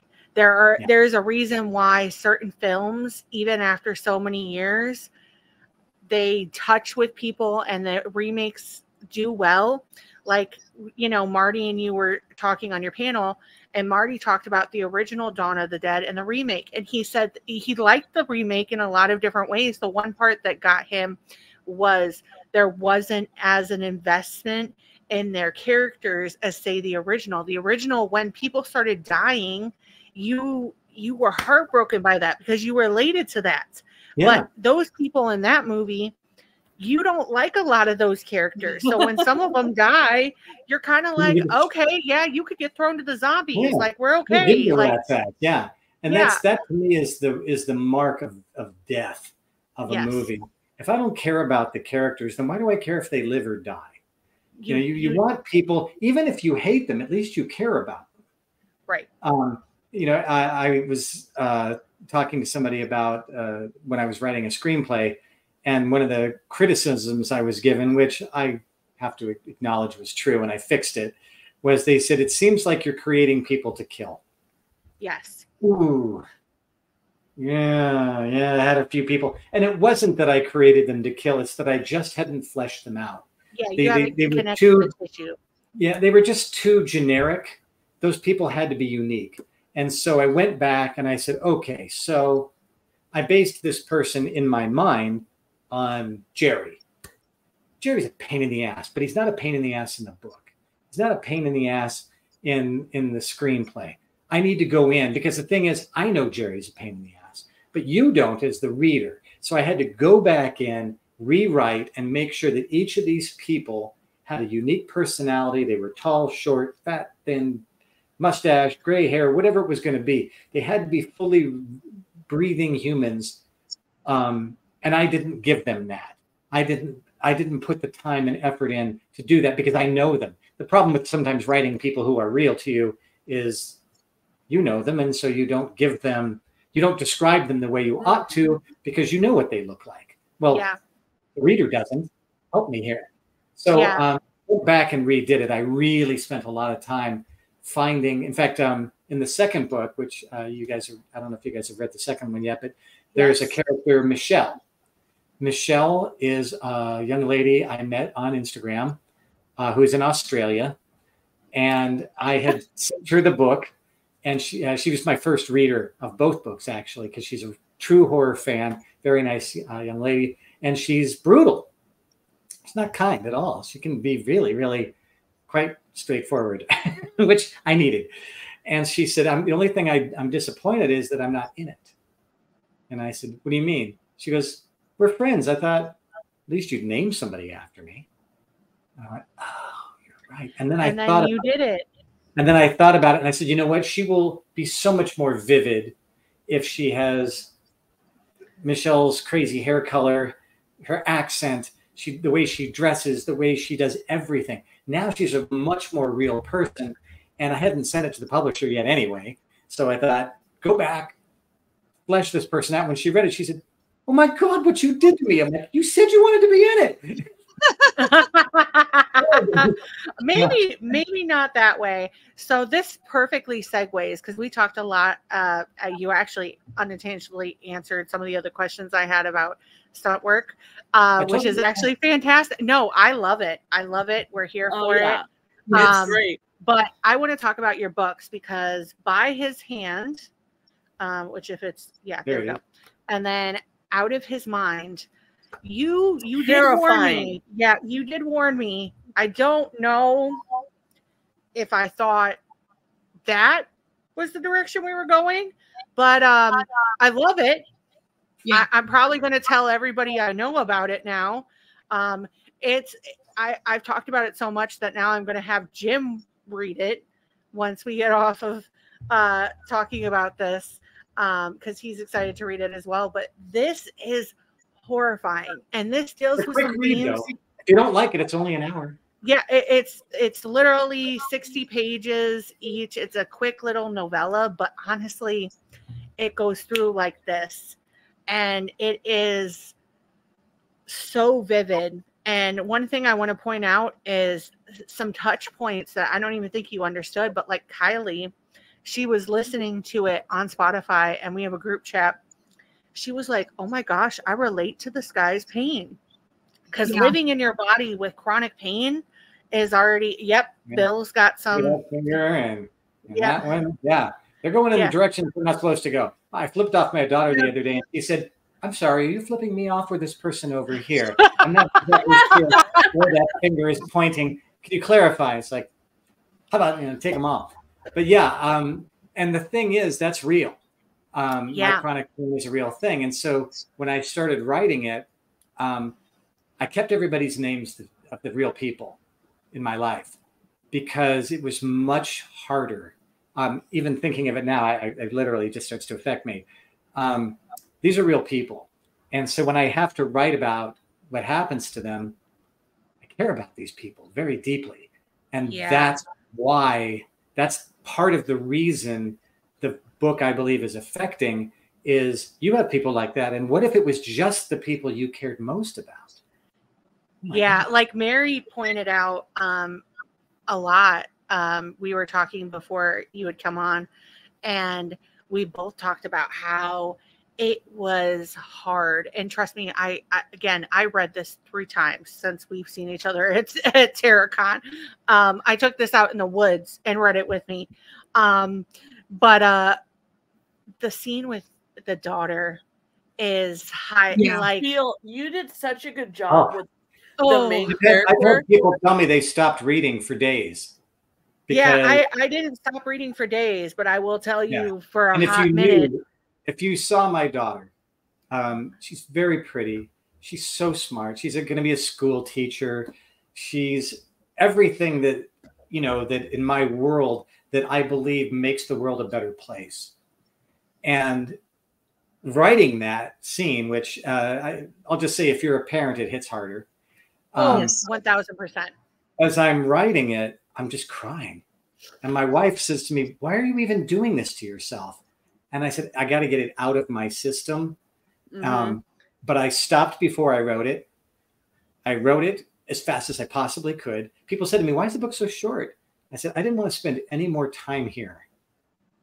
It's a very dark place to be. I'm a funny person. I've done stand-up. I'm funny most of the time. This was a very dark place to go. And I determined it was something I just had to do. I was going to get through it. Yeah, I had to get it out. And so when I was done, I was so glad to be done. And then I give it to my publisher just to have him read it. I didn't think he was going to publish it. I thought he'd give me a bunch of horrible notes, tell me I suck, tell me, break your fingers, cut them off. Don't ever try to type again. You're useless and horrible. But he really liked it. And he said, can you do the audiobook? And I do audiobooks. That's how I got started in doing voiceover stuff, was doing audiobooks. And to read it was horrible. I had to go through it all over again 3 times. Because the first time I read it, I wasn't emotional enough. The second time I read it, it was too emotional. And the third time was my Goldilocks, where I finally found that, that mix that I felt did it justice, but without being too weepy or too disconnected. And I was like, oh, well, now next year they're going to combine the 2 books, and we're doing what's called the author's preferred edit. And it's one long continuous story, probably told a little bit differently because I think I could have done better in some spots. And it'll be hardcover, which, tells you you're a real author. Nice. So obviously we'll be buying it. Yeah, I'm rewriting it now, and it's a challenge. Part of what I'm trying to do is try to find in the first book, the method of getting the story out as you're reading this man's notes. In the second one, I loved how you did that. Thank you. Yes. I was looking for that mechanism when I first, right after the dream. I thought, how do I tell everybody, but also give him insight into what he's thinking? That's going to be tough. There's difference between what he says and what he's thinking and what he's doing at different aspects. And then the second one, I'm like, I didn't have an idea. My publisher said, so where's book 2? I said, F no, but I didn't say F. I said, no, I'm not going there again. I don't like this place. It's very dark. And it's painful to write. And he's like, you need a book 2. And my best friend, Lee Waddell, says, how about if? And just with a single line, he gives me the idea. My brain is off and running. I've got it all written in my head in seconds. I know exactly where it's going. I know exactly how I'm going to finish it. And I was like, damn you. Because now I got to do it. Now I've got to find that place. But I was more confident with the first book because I'd seen it already. Yeah, you had lived it in the nightmare. Yeah. So this one was like, okay. And my daughter, being a school teacher now, teaches creative writing. And she said, where are your notes? And I said, what notes? She goes, where's your outline? I don't know. I guess in my brain. She's like, you're doing this all wrong. And I said, how am I doing it wrong? And she said, you need to know these things. And I said, I'm sorry, where are your books? Let me see. Because I tend to write in the moment. I have no idea where it's going. I'm as surprised as you are.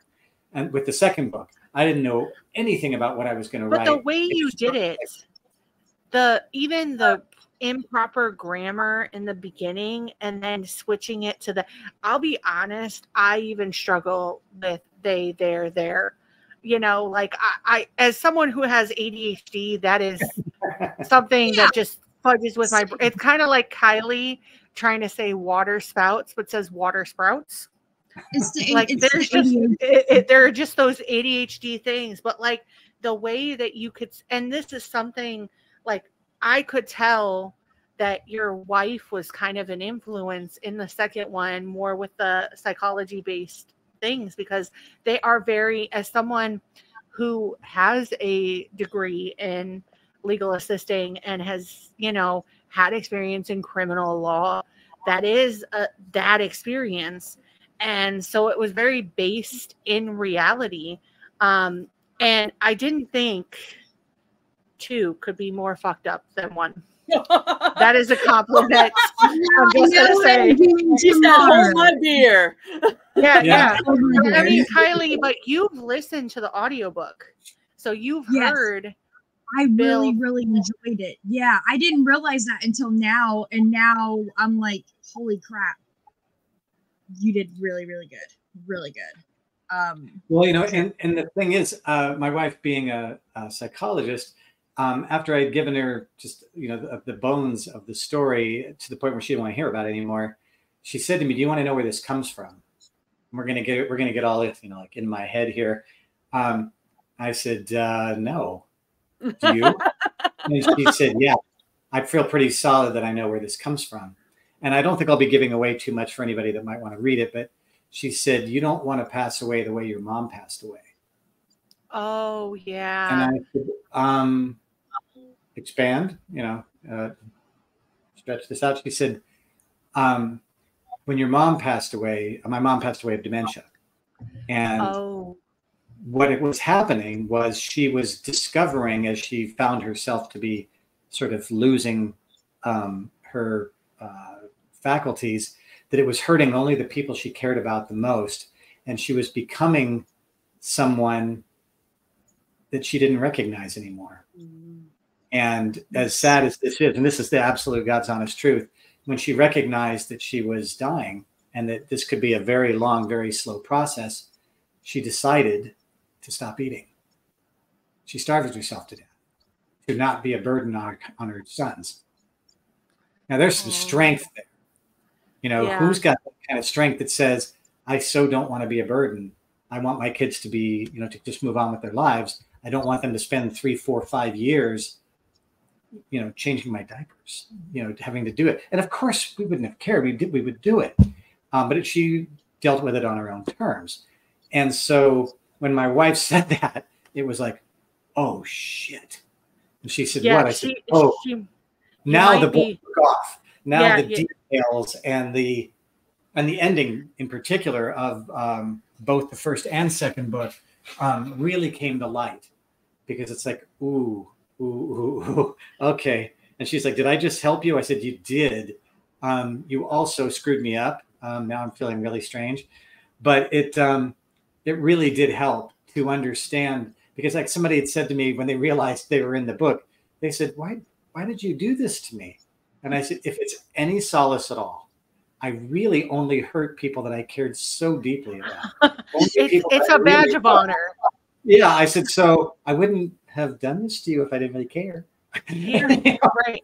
I see that though so much as someone who has two people close to them, both my grandfather who struggles with Parkinson's and my mother who struggles with Parkinsonism, which for those of you who don't know, Parkinsonism is an offshoot of Parkinson's that basically eats your body alive and will kill you, unlike Parkinson's where you just die of complications due to Parkinson's, but you very much are like a trapped person in your body. And that kind of leads into my next question, because you do dabble in this book where we don't know if this is him truly being trapped in his body and this is something else. We don't know if this is like a religious based thing where something has come over him. We don't know if this is a psychosis that has been brought on because of this illness. Did you play with that in that particular reason? Where you were kind of blurring the lines? It's my favorite part of it. One of my best friends, an old boss of mine, found me on Facebook, read the book, called me up. Hey, Bill, what's going on? He says, so what was it? And I said, what was what? He goes, what caused it? And I said, what do you think? He goes, Bill, I know what I think. I want to know definitively. And I said, why? And he said, because it's kind of screwing with me. And I said, uh-huh. And he goes, do you know? I said, well, of course I do. He goes, are you going to tell me? I said, of course I'm not going to. Never. No, never. He goes, why not? And I said, welcome to horror. I don't want you to know. Yeah, you don't. It makes it scarier. Well, and the thing is, I'm a big fan of Elvis Costello, one of my favorite. Yep. A great writer, and actually a very good, like novel writer, but also a great songwriter and just a great lyricist. And he said, I never tell people what my lyrics mean because I don't want to disappoint them. If I told you that Allison was about my cat, and you're like, I thought Allison was the great love of your life. It's like, yeah, my cat's the great love of my life. I mean, he said, if I explain it to you in a way that ruins it for you, that's not good. He said, and the other thing is, if I could have written it as a story, if I could have written it as a poem, I would have. I wrote it as a song because that's what it is. I can't explain it to you. I wrote the song because that explains it to you. If you don't understand it, I'm sorry. I can't help you. And that was kind of the thing for me as I was writing it. He said to me afterward, is there a second book? And I said, he said, will it explain it? I said, absolutely. He said, definitively. And I said, it's going to give you a lot of reasons to believe one or the other. He said, but will it tell me exactly? No. Why are you doing this to me? And I said, again, welcome to horror. I love that you're unsettled. I love that you're sort of traumatized. I get a very giddy little glee that this is messing with you and it's bothering you and you can't let it go. I love that because when we saw the movie Nope, my daughter and my wife and I went out to dinner afterward, and we sat and talked about the movie for like an hour and a half, which is almost as long as the movie. And my wife said, "Did you like it?" And I said, "Well, we've been talking about it for an hour and a half. I think we must have." At the beginning, I wasn't so sure because there were so many things I didn't feel like I understood or had a. You had to process it, and that's a lot of good horror. Is that it can hit you with you? Yeah, it can hit you immediately, but then it's the other like. Oh, like what was the deal with the monkey? And so as we sat and we discussed it, and I realized, oh, okay, there's some symbolism here that I didn't immediately make a connection with that now I do understand. Yes, I loved that movie. And I think any good piece of art, song, poetry, movie, anything, hopefully affects you in such a way that even if it's horror and it leaves you unsettled, or it's a comedy and it leaves you laughing, it leaves you with something. And I really like the idea. I tell people when they ask about the book, I said, it's all the trauma you can expect for $10. And I do like the idea that it affects them because I wrote characters. If you stopped for days, as some people tell me they did, oh, I got you. And it's my creation. If I'm in a movie, I'm part of a big process, lots and lots of people, craftsmen and writers and directors and lighting and all these things. My book is my book. If I got you, I got you all by myself. And that's a very, very good feeling. I loved when people told me, about how this really messed with them or that really bothered them. And they took them a while to get past that. Why didn't he do this? Why didn't he just do that? That's what it looked like he was going to do. And it's like, so you cared about that person. Well, of course I did. That's your daughter. How could you do that? And that sort of stuff. And I love that because it means I communicated to you who that person is well enough. I do a lot of photography, and somebody tells me you took a picture. I took a picture of one of my brothers, and they said, "Oh God, I feel like I know that guy." I've done it. I've accomplished everything I needed to accomplish in 1/250th of a second. I have identified my brother in such a way that people who have never met him feel like they know him and they've known him all their lives. That is the best thing I could hope to dream of in photography. And so in the story, if I've written a character where you're sad enough that you tear up, or you're angry enough that you're feeling a very uncomfortable aggression, or something, right? I have captured your imagination well enough that these people exist, even if just in your mind. You know what they look like now. You know what they sound like. I mean, you know their voice. You've heard them. I mean, even if you just read the book or read the audio, heard the audio book, you still know what Kate sounds like or Jill sounds like. You know who all these people are, and you can hear their voices in your head. And if I've done that, oh my God, what could be more rewarding than to feel like you really did. You really did, because I put myself in that position of, first of all, scariest thing. You're stuck in your body and you're doing things that you're not controlling. It immediately took me to One by Metallica, that music video that has haunted me ever since. where he can't communicate anything to anyone and no one can hear him and he's stuck in his head. And that's basically what happens to this character because he has no control and then he doesn't know it's real. But what's worse, he can feel it. Yeah. Oh, that too. Yeah. He can smell it. He is spared nothing. Yeah. And that's the cruelty of it, which appealed to me. I mean, would it be the horror genre if it didn't? Like, honestly? Yeah. And that to me is the part that I think is the part that sticks with people. Is a friend of mine that's he teaches writing at Santa Monica College. He's written a handful of books. I've actually voiced a couple of his books. I sent him the book and he said, I'll see if I'll read it. I don't know. I don't really like reading first drafts of anything. And you're not a student. And how do I know if you can write? And I get a call about 2 PM and he sounds kind of weird and distant. And I said, where are you? He says, I'm on a plane. I said, you're on a plane? He goes, yeah, I'm flying to New York. And I said, what's wrong? He said, I read your book. And I said, okay. And he said, I didn't want to wait till I landed to tell you how much you fucked me up. And I said, I do not enjoy horror. And I said, okay. And he said, but what draft is this? And I said, I don't do drafts. That's it. And he goes, I teach a lot of students.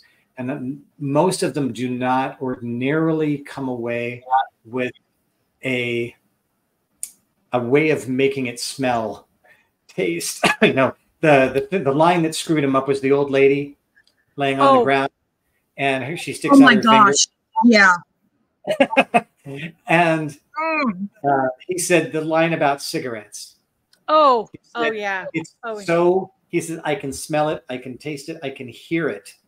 And that stuck with me in such a way. He says, I'm going to be bringing that line to my students and saying, let me give you an example of what writing something that's going to describe it in a way that uses a metaphor or something that you are going to be shocked by the clarity of it.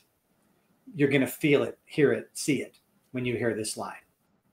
And I can't ask for any better review than that. I mean, really, especially since I had never written before.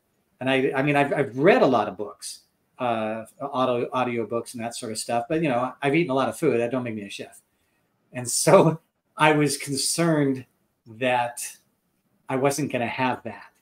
And he's like, no. He said, I'm going to change 3 commas. You're ready to go. And I was like, really? And he's like, yeah, it's that strong. And I was like, okay.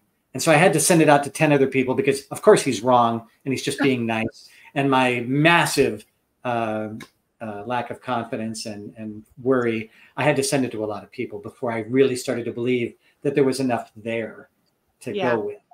And so when you guys tell me that you liked it, of course, I can't possibly be happier. We all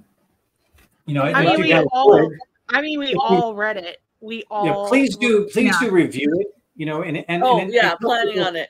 Review it on Amazon or like we said. If you don't like it, I tell people if you don't like it, tell me why.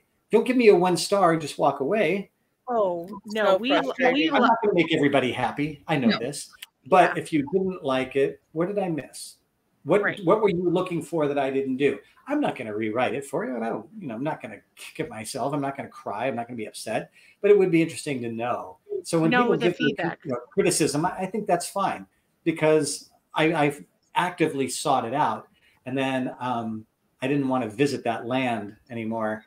In fact, as you guys know, in the ending of the first one, there is no 3. I'm not going to that place again. I'm glad I wrote the second one because the people who are interested in the screenplay are interested in that one. There is a sequel. Yeah. We love it. I mean, we're not saying this. We said this earlier. We're not saying this to say this. We're in a lot of group chats. Okay. We're in a lot of group chats. Yeah. And this will be dropped a lot in all of our group chats. Like we will be talking about this will be our full personality for probably the next 3 weeks. So we do that. Yeah, no, I really appreciate that. I mean, one of the things I think I told you at the convention, when you listen to that on, or I'm sorry, when you get the Kindle book, I get all of it for 18 cents. Mm-hmm. I'm not in this for the money. Clearly, I'm not in this for the money. But I am into it for the joy of knowing that I've terrorized, traumatized. I've left you with an uncomfortable feeling that's stuck with you for days. And that's the joy of it. I mean, you want that effect. You want to know that it did it. So if you share that and other people jump in and it affects them as well, that's what it's about. I mean, you want your art to affect people. You want your something that you've created to have some impact on that person in one way or another. And so the more people that have it, the happier it makes me. Yeah, so we will be preaching this into the void. We will be linking both of these books down below. You can get it on audiobook. You can get it in paperback copy. You can get it on Kindle. All of that is on Amazon. Your audiobook is on Spotify because that is where Kylie listened to. Yeah, that's where I listen to it. Yeah. But we that actually. I do prefer, because where I normally make, I don't know, $1 for the book, I get a lot more from Spotify than I do from Amazon. So screw you, Amazon. Yeah, they're Mary, not there. I was about to say, Mary knows all about this because Mary has written some books before as well, before she joined on with us. So Mary definitely preaches it into the void. But yes, check these out. It's by his hand and out of his mind. And I did the artwork for those too. If you like the gruesome art, then you also like my visual. Wow, I do like it. I was about to say, the thing about this, that's real. I woke up that morning with that hand, and I looked at it. I looked at it and went, "That made my hand hurt." That's an R. Yeah, that's an R. And I remember, and then the dream came back, and I was like, "Oh God," And I really did have trouble separating the fingers, which and that's as far as I got with the wife. Was I told her about the what he was spelling at church, and she's like, "All done, thank you, come again." she was like, "Please, no more." Like you have no idea how sick. And I was talking to Marty Schiff. We talked about it at the convention. Shout out to Marty. People had come by and said, "Where's the book? Where's the book?" So he finally came over and he says, "What's this book?" And I said, "Oh, I don't have it." And he goes, "Can you send it to me as an audiobook?" And I said, "Yeah." He goes, "I'll listen to it tonight." So first thing he did as he came into the con was he pulled his table farther away from mine and said, "You're a sick rat bastard." He goes, "I'm not eating with you ever again." And I said, "Oh, you haven't even read the second book. Eating with me? Oh my God. Way. You won't have coffee with me either." I was about to say, that's high praise from Marty, because Marty has decades of, he is close personal friends with Tom Savini. He knows Greg Nicotero. Like, he knows these people. Got serious street cred from beyond. I mean, he's just a plethora. Like, we had a full conversation and at TerraCon, and like we were talking about zombies, and I swear it was like being blessed by the Pope, having someone that was that close to like. And I begged to be a part of that that particular thing. Josh had come by and said, "Well, we're going to talk zombies," and I said, "And you didn't even call." He goes, "What?" And I said, "Return of the Living Dead Part 2. I am several zombies, not just one." And I said, "But no, go ahead. You just take Marty. You're dead to me now. Screw you." And he goes, No, come with me. And I said, "No, I'm totally kidding. I don't want to steal Marty's thunder." And Marty's like, "Steal it. I don't want to be up there all by myself. Bring it." And so, I will say personally, if this becomes a thing where him and Marty does a podcast, I'm going to say I called it, because I literally walked up to them after they did the panel, and I was like, this needs to be something. You guys need to be doing this. Like this is because it was great. So if you have not gotten a chance to see that on Josh's page, we will link the description down below because it was fun. I love doing these. I mean, this is like doing a con where I get to speak to the same 3 people for an evening, and I get to we get to go in all sorts of different directions. I love doing cons because I love talking to the folks. My wife looks at this and says, 10 hours of chit chat. She's an introvert. This has absolutely no interest or value for her. She's like, go away for the weekend. Go do your thing. Go do your little thing. Talk to your friends. You have some coming up. I do. We got 2 this month. Ooh, so tell us so that I'm going to be in Ozark, Alabama. And this is a fun one. Each of these things is its own little adventure, but this one is a weird adventure for me. It's in Alabama where ghost hunters are a big deal. Paranormal is the normal. And so it's called the Deep South Paranormal Comic-Con. And they do this one every year, a couple times a year even. And it's a lot of ghost hunters, a lot of psychics, a lot of mediums. And they said, at least one day we're going ghost hunting. On Monday, you got no place to go. You can't leave until you go with us. And so they're going to take me down to do some ghost hunting. And this is something that's totally out of my wheelhouse. Nothing. Yeah. And they're very serious. I mean, they're not spooky. They're scientists. Yeah. It's a science because our friend Creepy Confidential, if you're listening to this, we love you. She's the same way too. Like when we went to GhouliCon, her and Strange Talk Radio, they were, full science, like full, like. Yeah. And I've done a couple of podcasts with some of the people that are going to be there just to help promote the show. And, they are 100%, all in on this. And they're saying to me, where are you at with it? I said, I got nothing. I have nothing for nor against. I don't know anything about it. So I'm game. Let's freak me out. Show me something I haven't seen before. I'm in. And they were like, really? And I'm like, yeah. And they're like, hey, you're a churchgoer. Don't you think that's going to affect anything? I'm like, no. I got an open mind. I mean, that's not. I didn't close my mind when I opened the Bible. Thank you. Let's go. And they're like, oh, this is going to be awesome. So we're doing that one. And they said, you may eat a squirrel. I'm like, intentionally or what's going on with that? And they said, well, you're going to be down south. You just, we eat a lot of different stuff. And I said, I have a limit on legs. 4, no less, no more. I don't want anything with more than 4 legs. I don't want anything with less than 4. That's fantastic. So what's the other convention?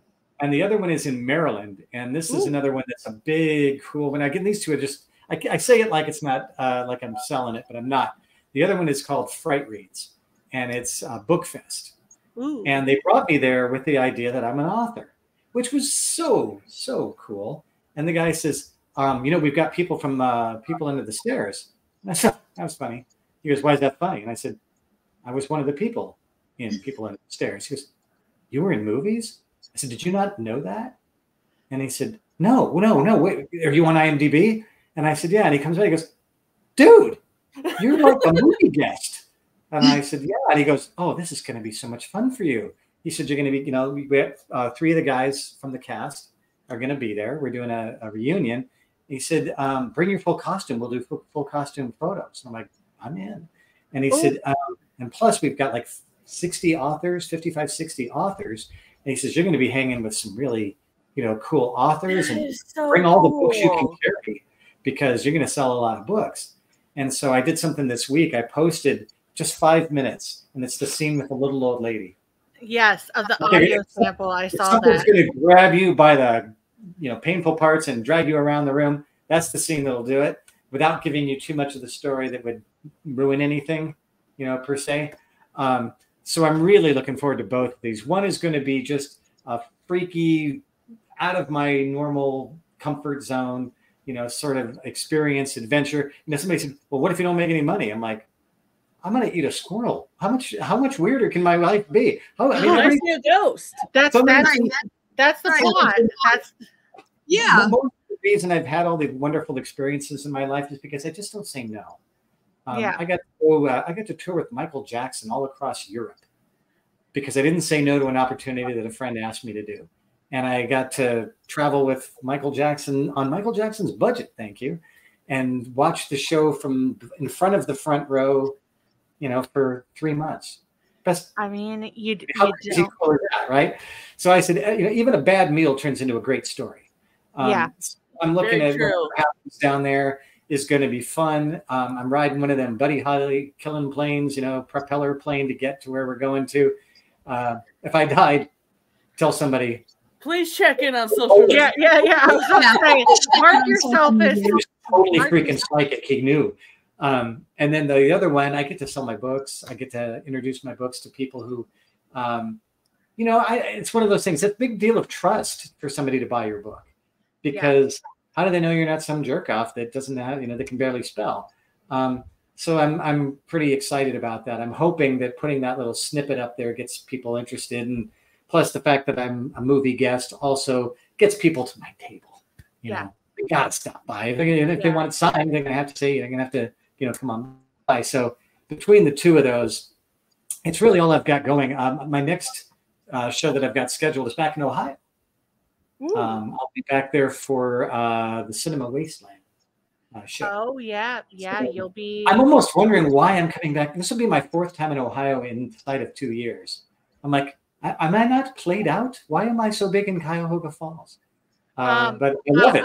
I mean, we just like you, and then that means that next time you're here, then I can find out, and Jim and I, we could take you somewhere cool, like the Haunted House restaurant. There you go. Where I wanted to. Last time we wanted to go places, but the show was pretty short, and we were basically working until we left. I mean, I was up at 3 a.m. the night after the show, getting on a plane to get back home. So there was really no time to hang out. People are like, did you go to the Rock and Roll Hall of Fame? I'm like, I think I flew over it. Is that the same? But I love Ohio. I told my wife I could move there.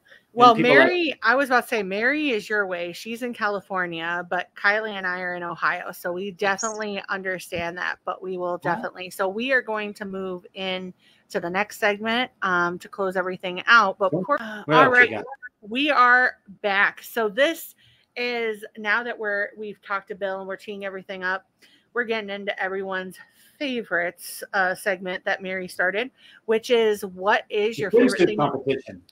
No, no, it's what is your favorite thing in horror this week, besides obviously Bill's books.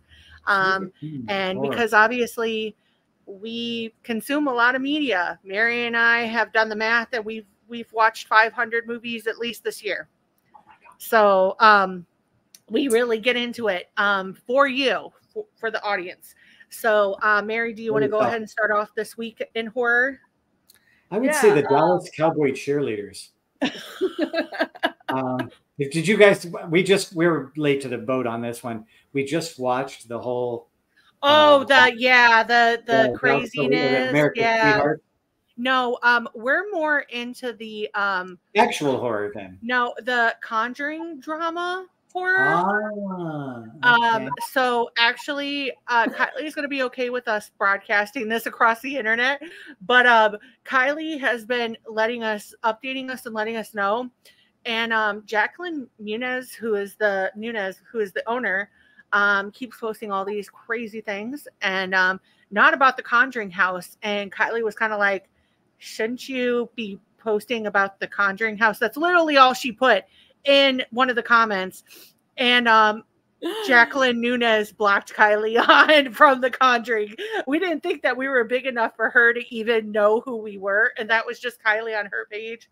So we're all kind of living for that drama a little bit, because like, you're nobody until somebody hates you. Yeah, and if the person that owns the Conjuring house thinks that you're, doing something wrong, even with just a small comment like that, I mean, that's probably Kylie's thing in horror for this week, other than reading this book, is that was just kind of, she was like, what did I do? And she literally showed me the comment, and I was like, it's the mental illness. Like, not to make light of anything, but like, yeah, you know, there's some things going on. Some people got their own little world, and you just don't know that you're a part of it.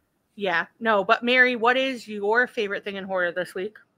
I saw the last Paranormal Activity movie, Next of Kin, and I loved it. It scared the crap out of me. It was such a cool story. And I love, like, I'm really into like folk horror, so it had that kind of vibe for me. And I don't want to give anything away in case people haven't seen it. But if you thought the other Paranormal Activities weren't that great, you don't know what you're talking about, because this one is good. This one is good. I do remember seeing something like 2 or 3, and I'm like, what?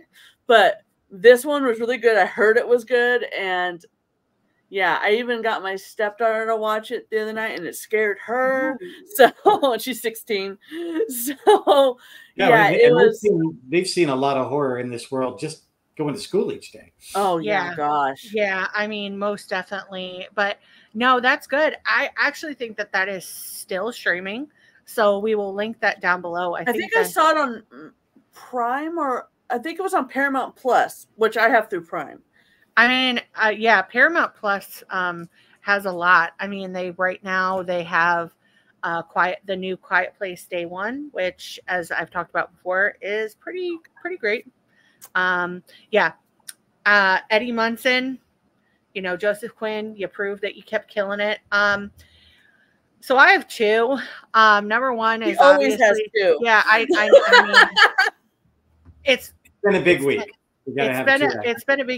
It's been a big week, and you know, I run the show, so I mean, like, technically, you know, we all run the show together. But what are you gonna do? What are they gonna do? Kick you out?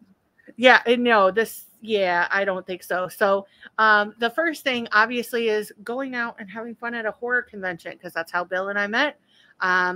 And I just have to shout out the guys for TerraCon, which is now Eerie Culture Fest, because those guys kind of went through it for this first convention. There were some blips along the way. I never knew any of that, though, being somebody that was there.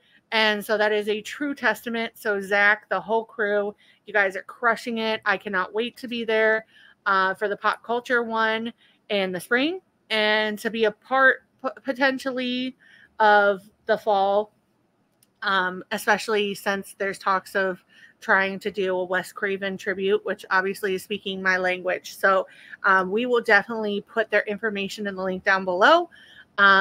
And go check them out, because he's going to be dropping all kinds of stuff. Even some of the people that are at Culture Fest are horror figures, like just the actress Margaret that plays Jessie from Queen of the Damned is going to be there. And I was like, sign me up.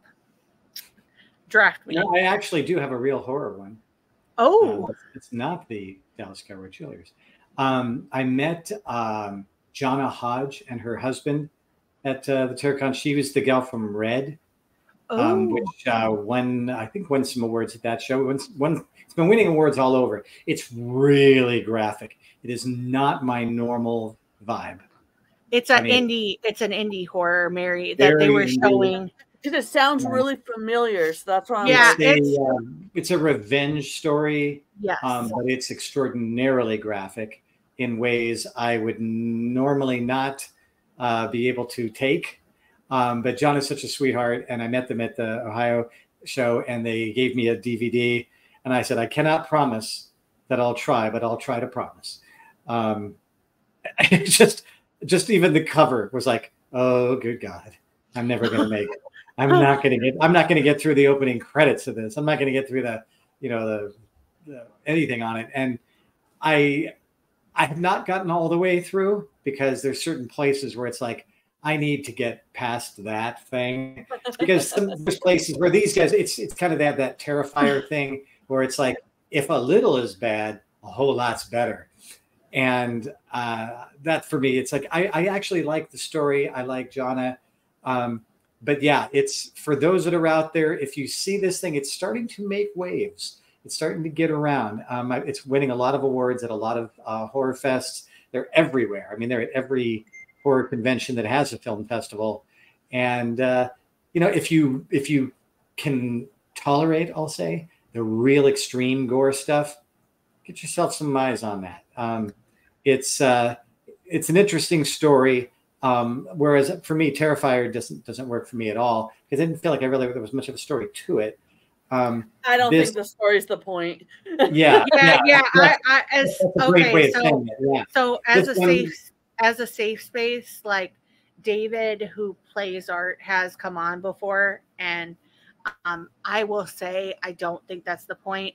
David, he is one of those people, just kind of like Jamie, who we just had on for House of Wax, who their performances speak more. And I know him and Damien, they're just like those nerdy kids in the back of the classroom that wants to make the coolest movie they possibly can. And they just themselves, clearly. Yeah. I mean, it does appeal, but they did the right thing by making it for a niche audience. Yeah. That's not as niche as on free, for God's sake. How far off? I mean, they're going to be exclusively in theaters for Terrifier 3. So, like I said, more power to them. I have nothing against them. It's just for me. Yeah, no, I get. There's an audience. There's an audience for Terrifier. Like, I initially didn't really like Terrifier, and then I kind of got into it, and then getting to know David more and the references that he takes from. One of his mentors, I will go back and listen to the interview, but he was an actor on Lazy Town, and he actually was like a mime and did training and stuff. And if you watch his performance, you get where David gets that for Art. Yeah. And so you doesn't say a word, but mean, and there is a craft to it, because you think back to the day of Creature from the Black Lagoon, like the person in the rubber and getting hurt. David has gotten some pretty gnarly facial burns and stuff like that in the beginning to do the Art the Clown, the makeup, and they're constantly tweaking it. So if you see David at conventions, normally Damon's there with him so he can do the makeup, because that's pretty intensive. Watching the process. There is an interview, which I'll have to link down below, where David is talking and Damon is doing the latex and stuff like that. And that's a process. And we've kind of lost that a little bit in horror movies, because now, we have other methods and stuff like that. Yeah. But it's getting back to that. But animated. I prefer the old ways the monsters were, where they were wearing it. Yeah. I've said for years, one of my reasons I believe that Nightmare 3 and 4, for that matter, are the ones that are everybody's favorite, other than 1. It's practical special effects, because it gives the actor something to work with. It's instead of having an animator, you got an actor. It's so funny, because Andrew from Nightmare 1984, I got some of his stuff when he was there, and he has the greatest sticker, greatest print of all time. I will have to get the full print, because it just makes me giggle a little inside. But he has Freddy as a Simpsons character sitting in the chair, and that says, "Okay, time to watch prime time now, bitch." And it's the TV. And just that to me was it's one of those likability things. But I do feel like that, because you remember Freddy pulling the person in the TV. You remember the veins. You remember a lot of. Never get past it. How was that a suicide? How did they explain? Because they said, I know. Did you just randomly fall into the tea? Fall up, by the way. Yeah, literally. And then fall upward 3 feet, then forward a foot with enough force to shove your head through a piece of glass about that thick. I'm sorry. I think it was a very interesting death, but as a plot hole, let me just drive my semi-truck with several other trucks alongside me, and we're going to drive through that plot hole together. Because on earth are you trying to sell that was a suicide? Because that's what they said. All these kids are committing suicide. Nobody commits suicide by jumping up in the air and shoving themselves in. They said, "Oh, she died because she hung herself." I'm like, Oh, so the hitting of the head through the. Okay. Yeah, All that right. didn't. I'm sorry. The believability is gone forever for me. Yeah, Sorry. yeah. That to me was just that was not great. So the believability was sacrificed yes, to some degree. Yeah, The degree definitely. being 100%. So I would definitely say before we get into Bills, my second one is The Watchers is on Max. And I will tell you that was very much marketed as a horror movie. It was very much marketed as like kind of in the From verse, Mary, if you know what I'm talking about, Mhm. where like, you know, the show From that we love, where it's not that. It's not that. And if you suspend that and really see it for what it is, it's a decent movie. Am I saying it's the greatest masterpiece of all time? No, but it was a very interesting idea. And there were some just naturally terrifying parts because it's kind of got some like changeling vibes in there, you know, Irish forest thing. And it's weird. But I enjoyed it. So it's on Max right now. Pretty much a lot of people have Max. So if you have it and you're cruising through and you're looking for something that, hey, that might just be a little bit more interesting, I would definitely recommend that. I thought it was decent. I mean, nothing can top Long Legs for me right now because I literally had to hold a teddy bear while I was watching parts of that. It was just so creepy. Yeah, it's not really gore. If you're going in Long Legs for gore, it's not happening, bruh. But if you're going in for the story, again, it's psychological horror to me. And this is made by the son of Anthony Perkins, who played Norman Bates. I think we kind of have to come back to that whole thing. So I think a lot of people are just thinking because Nick Cage is in it, and Nick Cage has done some crazy stuff with Willy's Wonderland and Color in Space and oh my gosh, Mandy. They're thinking, oh, it's going to be that level. Even Renfield, it's not, and it's horrifying. It's horrifying. It's a great marriage. He did. Mm-hmm. But he also said he don't want to do something like that again. I mean, I don't blame him at this point. I really don't. So, Bill, do you have anything that you liked this week in horror? This week, it's funny. I haven't seen the whole movie yet, but we went to go see the Deadpool Wolverine movie, and they had the preview for the new James McAvoy film, and it's a remake. I'm trying to think of the name. I don't know what I'm. Yeah, it's See No Evil, and See No Evil. Thank you. Yeah, He's got opinions. I love James McAvoy.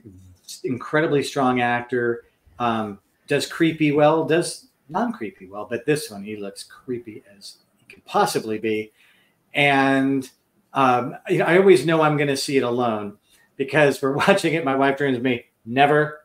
And it's not like never. Like, don't want to hear about it. Don't even want to know that you're going to go see it. Don't tell me that you went to go see it. I don't even want to know that you went because I don't want you to tell me about it. It's just not very into the horror genre, as you can probably guess. But it looked so good in the full trailer.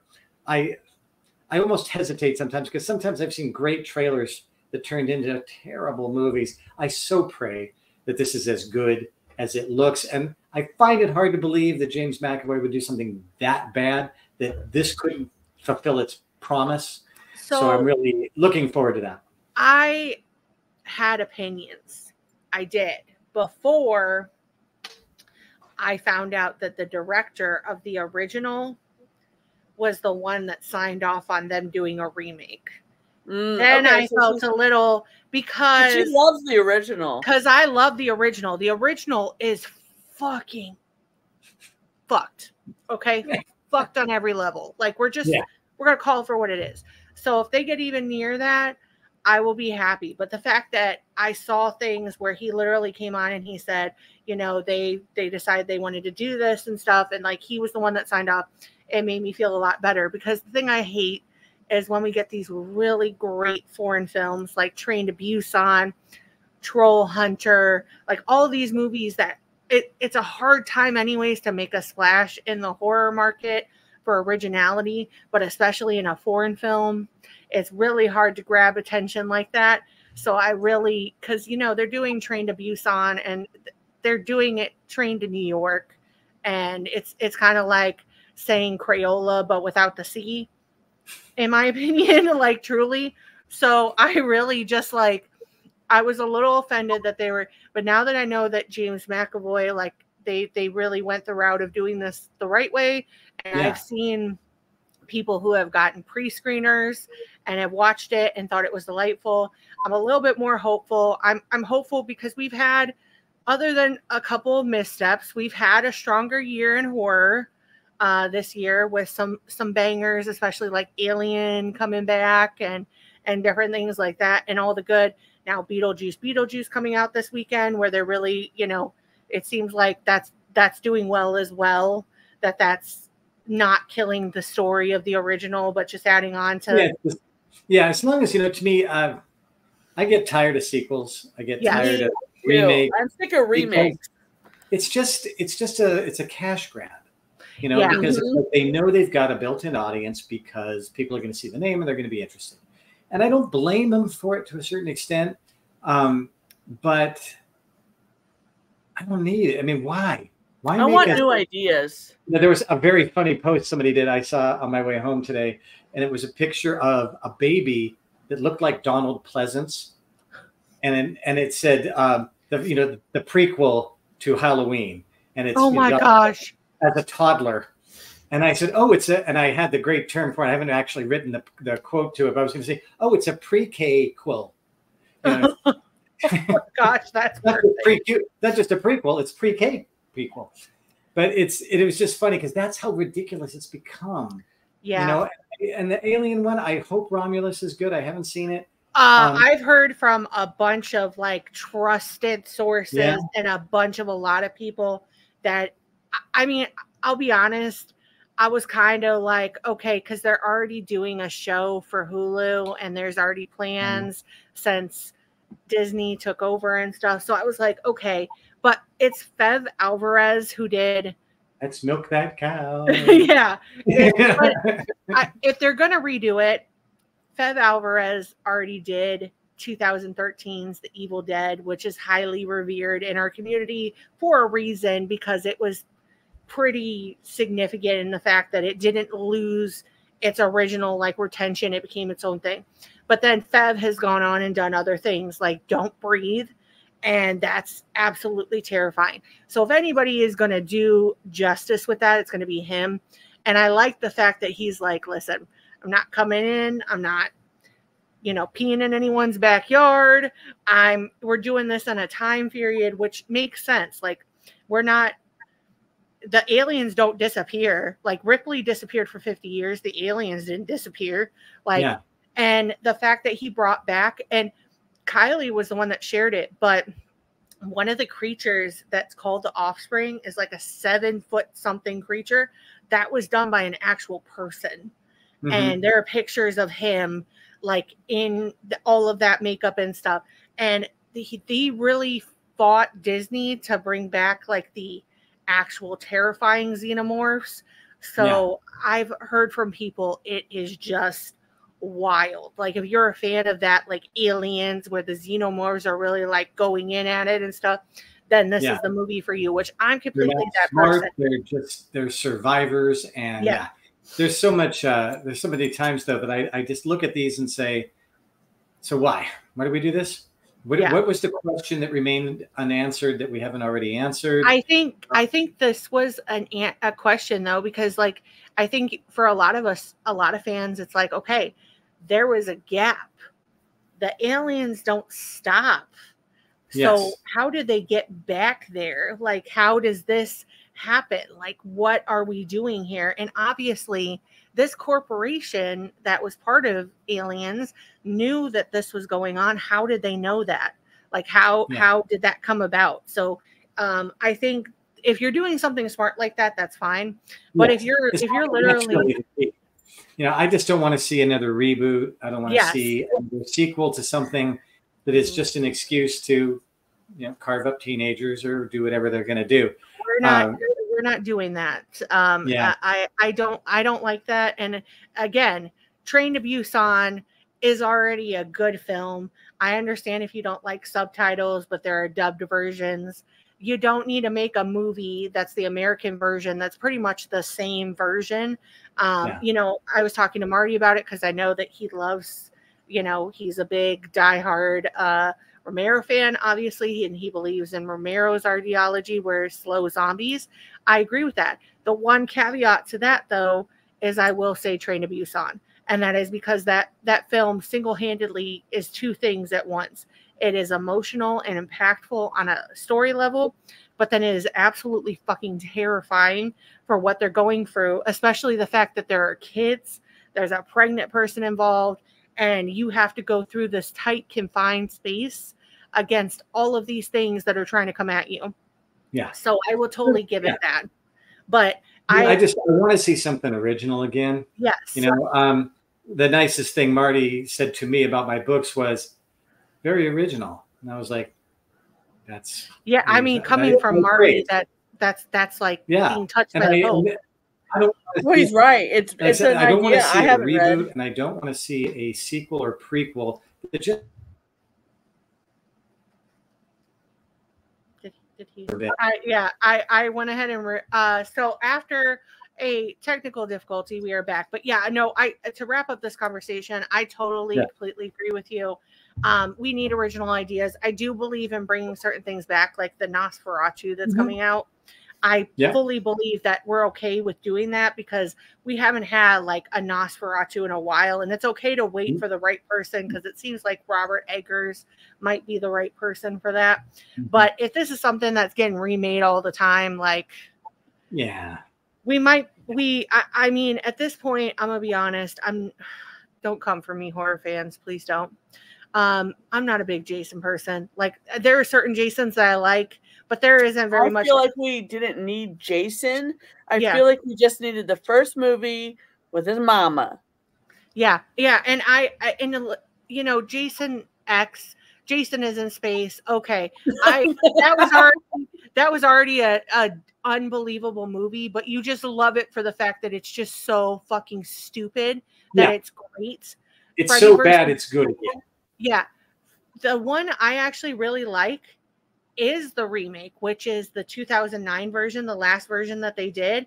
I actually felt was like the first time they kind of got a lot of things right with him and with his story and stuff like that. And they connected it because there were characters in there that you actually liked, like the sister and the friend that was kind of like the flirtatious one and the brother. You believed in that the whole time. So when that kind of devolves and there are a lot of those characters you just want them to fucking kill. But I mean, it's Jason and he's going to do that. But they also made a different origin story for him. And it was really cool how he got the mask and everything. I really enjoyed that. And also I thought that it held up the same slasher feel that the original had. Yeah. But my thing is do we need him to come back? Does there need to be a series coming forth for it? No. Does it make sense though? Chucky getting a series? Yes, because Chucky, I kind of feel like Chucky is one of those properties where Don Mancini has played with it for years. And you know what? It's okay. And you know what? He did do a good job at, I feel at least, weaving some of the story together of a lot of those movies and really kind of connecting things in a way that kind of honestly, I don't think would have ever made sense, but kind of makes sense on a certain level.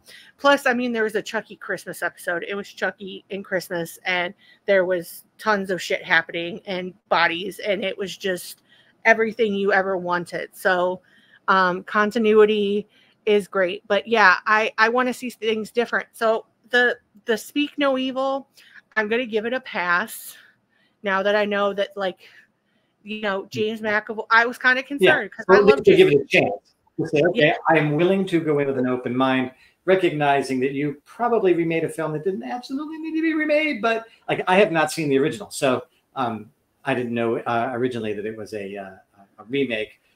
So that's probably fine. And there's a certain level of that with me that's okay. If somebody has never seen the original, and the original's kind of obscure and not the the original just came out like a year ago, and it's a foreign film. Shudder had picked it up, and it definitely, they've changed, from what I've seen, they've changed certain things, but with the blessing of the original person. So I'm okay with that. And I was a little conflicted because I love James McAvoy and I think he does a great job at acting, especially in horror. Everything he's in. Yeah. I mean, bangers across the board. So, but that is coming out as well. So we'll put the information down below. Thank you so much, Bill. Like, this is my pleasure. This has been absolutely fantastic, and we love it. Fun. Yeah, it's by far one of our favorite interviews of the year. And we are super excited to tell everyone that we know about your books. So, thank you so much. And that means a lot. I mean, again, there's always going to be this insecurity, you know, with this kind of stuff. But the more people that say it, it's kind of harder to just, you know, dismiss everybody after a while. And when people give me an opinion where they've supported what about it that affected them, and it lines up with what I meant to do. You know, I love when people tell something that they interpreted that I didn't necessarily, you know, delineate in my mindset, but it's like, love it. Wasn't 100% my doing, but I'm glad you've absorbed something from it, and then you've brought something to it as a reader. Got no problem with that. So yeah. Anybody that's out there, please do enjoy it. And, you know, I would love to come back if people want to talk about it again. I just I was about to say, this is going to sound very cultish, but once you're part of Horrorcraft, you're always part of Horrorcraft. So you will come back. We will find a movie to bring you back to talk about. Sure. I mean, I'm already formulating Lost Boys for Midnight Bite because we just did an episode for Midnight Bite on Lost Boys. So, and then you know, Monster Squad, which is sort of old school. And Monster Squad is the one movie. I am a Dracula sympathizer. Okay, I've said this through and through. Monster Squad is the one movie where I just want the dad to kick the shit out of that Dracula. I want him. Jerk. He really is. So we have an episode on the podcast that's the Spooky Mom Takeover where we talk about Monster Squad. So listen to that if you haven't. We get some good insight on Monster Squad, but we also have an episode on Lost Boys. We are going to be redoing Lost Boys. So who knows, Bill, we might bring Bill back for that one.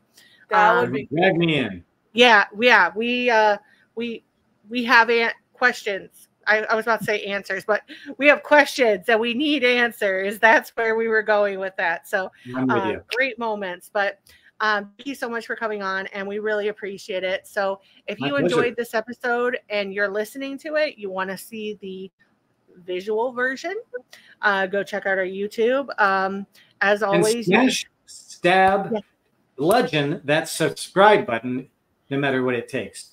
I want to see the pulp of its skull, of the skull of that button, dripping down the page of YouTube or, you know, wherever you're seeing this. I want to know that you've beaten that thing until it's unrecognizable. I mean, who would have had a better, I couldn't have said it any better. So definitely check it out and check out previous episodes.